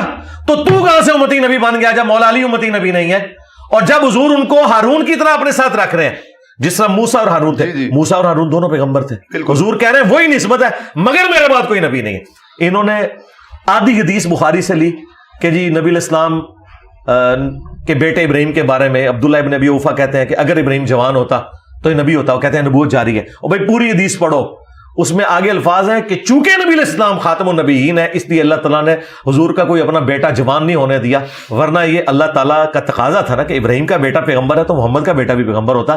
چونکہ آپ خاتم النبیین ہیں اس لیے نبی اسلام کا بیٹا شیر خارگی کی عمر میں فوت ہو گیا, ابراہیم بن محمد جو ماریہ قبطیہ سے پیدا ہوئے تھے. بقیہ غرقد میں ان کی قبر ہے, میں حاضر بھی ہوں کئی دفعہ ان کی قبر کے اوپر. ان کو امام بخاری نے ابراہیم علیہ السلام لکھا ہے صحیح بخاری میں, ظاہر نبی علیہ السلام کے بیٹے ہیں. تو وہ حدیث تو ختم نبوت کی حفاظت کر رہی تھی. ما کان محمد ابا احد من رجالکم ولکن رسول اللہ و خاتم النبیین, محمد تم مردوں میں سے کسی کے باپ نہیں ہے بلکہ وہ تو اللہ کے رسول اور خاتم النبیین ہے. بھائی اس کا اس سے کیا رشتہ ہے؟ وہ تو ایک بات ہو رہی تھی زید ابن حارثہ کی کہ اسے لوگ زید ابن محمد کہتے تھے, قرآن میں آیا کہ منہ بولا رشتہ کوئی نہیں ہے. اس کا ختم نبوت سے تعلق کیسے بن گیا؟ وہ اس طرح بنا کہ اگر ابراہیم کا بیٹا اسحاق اور اسماعیل پیغمبر تھے تو رسول اللہ کا بیٹا بھی پیغمبر ہونا چاہیے تھا. تو اللہ تعالیٰ نے کہا کہ نبی علیہ السلام تو اپنے کسی بیٹے کو نہیں دیکھیں گے کہ جوانی کی عمر میں پہنچے کہ چہ جائے کہ تم زید ابن حارثہ کو کہہ رہے ہو. کیوں؟ وَلَٰكِن رسول اللہ و خاتم النبیین, چونکہ وہ خاتم النبیین ہے اس لیے ان کا کوئی بیٹا جوانی کی عمر کو نہیں پہنچے گا. یہ فٹ ان بیٹھتا ہے بخاری میں جس طرح عبداللہ ابن ابی اوفا نے اس کی تفسیر بیان کی ہے. تو ختم نبوت پہ میری اتنی ویڈیوز ہیں الحمدللہ, میں آپ کے کیمرے کی وساطت سے بتاؤں یہ سارے لوگ چندے کھا رہے ہیں. عالمی مجلس ختم نبوت کیونکہ وہ تھانوی رسول اللہ پہ نہیں بولتی, یہاں پہ طریق لبیک چشتی رسول اللہ پہ نہیں بولتی, نہ دیوبندی نہ بریلوی, دونوں میں نے جماعتوں کے نام لے لیے. ہماری دعوت سے الحمدللہ درجنوں قادیانیوں نے اسلام قبول کیا. صرف میں نے چندہ نہیں اکٹھا کرنا ہوتا اور نہ کوئی پبلسٹی کرنا چاہتا ہوں, ورنہ میں بھی کیمرے میں لا کے یہ کرتا. مجھے کسی سے کوئی انڈورس کروانے کی ضرورت نہیں ہے. سب سے پریکٹیکل ثبوت یہ ہے کہ مجھے بتائیں خادم رضوی کی ایک ویڈیو جس میں اس نے علمی رد کیا ہو قادیانیوں کا. اسی طریقے سے سعد رضوی کی ایک ویڈیو, یہ صرف دھرنے دینے کے لیے, علمی رد کوئی نہیں انہوں نے کرنا. علمی رد تو میں کر رہا ہوں, اور الٹا میرے نام میں مرزا ہے تو انہوں نے مجھے قادیانی کہا. तो फिर मैंने देखे इनकी मंजी ठोकी है चिश्ती रसूलुल्लाह निकाल के, अब इनकी चीखें निकल रही हैं। चिश्ती रसूलुल्लाह का हमारा बुनियादी कीदा कहते हैं। मैं तो जी बुनियादी कीदा है। पीर का घराने में पैदा हुआ हूँ, चिश्तियों से भी मिला हूँ हमेशा। बचपन से मैं 12 साल का था जब गद्दी पे बैठा, तो मैंने कभी आपके मुंह से सुना, मैंने कभी किसी के मुंह से नहीं सुना। अच्छा, मेरे सुनने के बाद जब आपने पूछा इनसे जाके कि चिश्ती रसूलुल्लाह के हक में तुम लोगों ने मुनाजरे क्यों किए थे, तो इन्होंने क्या जवाब दिया? आपका वो छोटू मौलवी जो लाहौर वाला है, वो तो सुभान अल्लाह पढ़ रहा है चिश्ती रसूलुल्लाह के दिफा में। तो आपको अगर नहीं पता चला, यार आपको तो ये भी नहीं पता था कि अब्दुल कादिर जिलानी रफुल यदैन करते थे। हमने बताया कि बुखारी मुस्लिम में भी रफुल यदैन के साथ नमाज का तरीका है। और इससे बड़ी बात, चले छोड़ दे, आपको ये पता था कि कादियानी रफुल यदैन नहीं करते? आपको ये बताया गया था कादियानी जो है वाबियों वाली नमाज पढ़ते हैं। मैंने तो ये भी पोल खोल दिया कि कादियानी तो अनफी है, कादियानी बगैर रफुल यदैन के नमाज पढ़ते हैं। जो रफुल यदैन शुरू करे वो कादियानी हो ही नहीं सकता। तुम्हारी नमाज कादियानी वाली नमाज है, हमारी नमाज बुखारी मुस्लिम में जो मौजूद है नबी इस्लाम के तरीके के ऊपर है। तो कानूनी दसिया गया, तो मेरा क्या कसूर है भाई? चिश्ती, अच्छा चलो चिश्ती रसूलुल्लाह छोड़ो, तानवीर रसूलुल्लाह का दिफा तो करते हैं ना देवबंदी? जी तकरीबन करते हैं, करते हैं ना, हल्का फुल्का नहीं, बड़ा मोटा ताजा करते हैं। वीडियो है, हाथ थी नोम था, आप मानते हैं उनकी वो बात ठीक नहीं? मैं उसमें बेदारी भी आया, उसमें है कि बेदारी में भी पड़ा। हाँ, बेदारी में का कोई, अगर करोड़ों बरेलवी करोड़ों देवबंदियों को थानवीर रसूलुल्लाह के ऊपर बात कर रहे हैं, तो मुझे इजाजत नहीं कि मैं चिश्ती रसूलुल्लाह के ऊपर बात करूं। आप लोग निकल जाना या कहें कि हाँ इंजीनियर के कहने के बाद हम इसे बुनियादी कीदा, मैं इसलिए कह रहा हूं कि आपने दिफा किया है। जब कोई दिफा करता है ना, वो उसका बुनियादी कीदा। अच्छा फिर मुझे बताएं, आप लोग पिछले 100 साल से थानवीर रसूलुल्लाह पे क्यों लकीर पीट रहे हैं? मुफ्ती अहमद खान नईमी ने भी लिखा है जाल हक के अंदर, हर जगह कहते हैं कि इनके अब्बे ने कलमा पढ़ाया था और ये इनका कीदा है। तो आप लोग लकीर क्यों पीट रहे हैं? इसलिए पीट रहे हैं कि आपको पता है कि खत्म नबूवत पर डाका है। तो सरकार, अब खुरा आपके घर भी निकल आया चोर का, तो अब आपके इश्क रसूल का इम्तिहान है कि आप कह दें। और मैं आपको अगली बात कहूं, पीर मेल शाह साहब तो मतलब गैर आलिम तो नहीं थे ना, उन्होंने तहकीकुल हक फी कलिमतिल हक के अंदर चिश्ती रसूलुल्लाह का दिफा किया शतीहात के नाम पे, क्योंकि गुलाम अहमद कादियानी दज्जाल ने इसको पेश किया था। तो उन्होंने कहा कि वो पढ़वा सकते हैं, तुम नहीं पढ़वा सकते, क्योंकि वो एक खास हालत में होते हैं बुजुर्गान दीन। तो पीर मेर अली शाह साहब 1937 में फौत हुए हैं। आज चल रहा है 24 सितंबर 2023। 1937 तक तो पीर मेल शाह साहब भी मान रहे हैं कि किताबें चेंज नहीं हुई हुई हैं। ये मेरे बाद कैसे किताब चेंज हो गई है? तो पहले तो इनसे पूछें कि पीर मेल शाह साहब फिर गलत करते रहे दिफा इसका, उन्हें भी कहना चाहिए था किताब चेंज हो गई है। ये कहते थे आला हजरत नहीं चिश्तिया की किताबों को मानते, तो मैंने सबा सनाबिल से चिश्ती रसूलुल्लाह निकाल दिया। आला हजरत ने फतावा रज़विया में लिखा है कि सबा सनाबिल रसूलुल्लाह की बारगाह में मकबूल है। हश्र में इश्क को अगर आला हजरत ना भी माने, सबा सनाबिल को तो आला हजरत ने मान लिया। आला हजरत तुसी गए, लेकिन आप खुद जनाब कह रहे हैं कि गुलदस्ता अहले बैत के सारे लफ्जों को मैं नहीं मानता, ठीक है, सारे लफ्जों का एक किताब के मतलब, लेकिन कुफर तो नहीं ना लिखा हो। अच्छा हाँ, जहां पे एक कुफर या कलमा है तो सब जीरो से मल्टीप्लाई हो गया। अच्छा, गुलाम अहमद कादियानी दज्जाल ने को सारी बातें तो गलत नहीं ना की हुई, लेकिन उसने इतना बड़ा ब्लंडर कर दिया कि जीरो से मल्टीप्लाई हो गया। ये बात है, ठीक है। और मुझे तो अफसोस होता है बरेलवियों को भी हमें ये बातें बतानी पड़नी। तुसी तो कहते सो जी एक राई के दाने के बराबर भी गुस्ताखी हो जाए तो सारा गौस कुतुब अब्दाल भी बंदा फारग हो जाएगा। अपने हूं एडे वड्डे वड्डे थोक दे हिसाब नाल भी चीज़ां निकल दियां ने। कदे कशर मजूब लिख रहा है साहब और शुक्र अली इबारत, ठीक है जी, किथे बाजीद का दावा निकल रहा है लिवाई आजम मिल लिवाई मोहम्मद, मेरा मोहम्मद के झंडे से बड़ा झंडा हुआ क्या मतलब हालत हसर में थे, जाहिर बात है वो हालत। मैं कहना जी इस हालत तू पहले बंदा कुत्ते दी मौत मर जाए ना, वो ठीक है, एक कुफर दी मौत है ना बंदा मरे, कुत्ते दी मौत मर जाए। लेकिन हालत हसर पे तो नहीं आता ना, दीवाने की हालत उसमें नहीं, दीवाने की हालत है, उन्हें पागल कब हो ना। चले हाथ तो नहीं जारी होती, मजूब होता है। नहीं वो ठीक है, ये आप कहें, बिल्कुल हम आपके साथ हैं। अच्छा, आपके पागल थे, लेकिन आप फिर आप कुत्ते वाली मौत तो नहीं, हालत तो ऐसी आ सकती है। मैं आप मुझे बताएं, अल्लाह की मोहब्बत में कोई शख्स इस लेवल पे उतरेगा कि वो नबी इस्लाम से टक्कर ले लेगा, तो उसे कुत्ते की मौत ही मर जाना चाहिए। लेकिन किसी ने आज तक दलील तो नहीं रखी है वो सूफिया की। बिल्कुल ठीक है, मुझे बताएं क्या आपकी ख्वाहिश ये है कि आप इस तरह के बकवासियात करते हुए अल्लाह की मोहब्बत में मर जाए? भाई नबी इस्लाम की शान में गुस्ताखी की तावील नहीं होती, ये आपने हमें सिखाया था। बा खुदा दीवाना बाश बा मोहम्मद होशियार। मैं तो कहता हूं कुत्ते की मौत अच्छी है उस शख्स की मौत से कि जो अपने नाम का कलमा पढ़ा के मरे, जो कहे कि मेरा झंडा मोहम्मद के झंडे से बड़ा है, बड़े वो पागल मरे। मैं तो उस नहीं मरना चाहता यार, मनो तो मरने का हक दो ना। मैं तो चाहता मैं ला इलाहा इल्लल्लाह मोहम्मद रसूलुल्लाह पढ़ते हुए दुनिया से जाऊं। मेरी ख्वाहिश नहीं है कि मैं इस तरह करते हुए जाऊं कि मैं कहूं कि मेरा झंडा मोहम्मद के झंडे से बड़ा होगा और कल को मेरे मानने वाले कहें कि नहीं है वो खास हालत में थे और ये था वो था। अल्लाह ना करे किसी की ऐसी मौत हो, अल्लाह माफी दे, अड्डी पैड़ी मौत किसी दिन आवे जी। तो अल्लाह मुबारक, तो बुजुर्गों को मुबारक। तो नहीं जारी होती है ऐसे कुफर ईमान का फैसला तो ना आप कर सकते। नहीं, पागल है ना, तो पागल है तो उससे तो दीन उठा हुआ, फिर वो आपका रहनुमा नहीं है। पागल रहनुमा नहीं होता, सालिक होगा रहनुमा, मरजूब आपका रहनुमा नहीं होगा। आप उसे पागल डिक्लेयर करेंगे। और खुद मुफ्ती अनीफ कुरैशी ने कहा कि ये है कुफरी अकीदा, उस पे हम हद नहीं। तो मैंने भी कभी इनको काफिर नहीं कहा, मैंने कभी ये नहीं कहा ये काफिर है, लेकिन ये मेरी ख्वाहिश तो है। आपसे भी मैं पूछता हूं, क्या आपकी ख्वाहिश है कि आपके मुरीद ख्वाब में आपके नाम का कलमा पढ़े? नहीं, बिल्कुल नहीं। अल्लाह बस मेरी भी ख्वाहिश नहीं है कि अल्लाह माफी दे मैं या मेरा कोई स्टूडेंट ये देखे कि मैं ये कह रहा हूं, हाँ वो हालत शुक्र में कह रहा हूं कि मेरा झंडा मोहम्मद के झंडे से बड़ा होगा, इससे पहले तो ईमान आफियत के साथ मदीना शरीफ में मर जाऊं। अपने लिए तो मैं ये कहूंगा, ठीक है, इनके लिए मैं कहूंगा कि तुम लोग कुत्ते की मौत मर जाओ, इससे बेहतर है कि बकवास तो ना करो। वहां तो बचने के चांस है, इधर बचने के चांस ही नहीं है।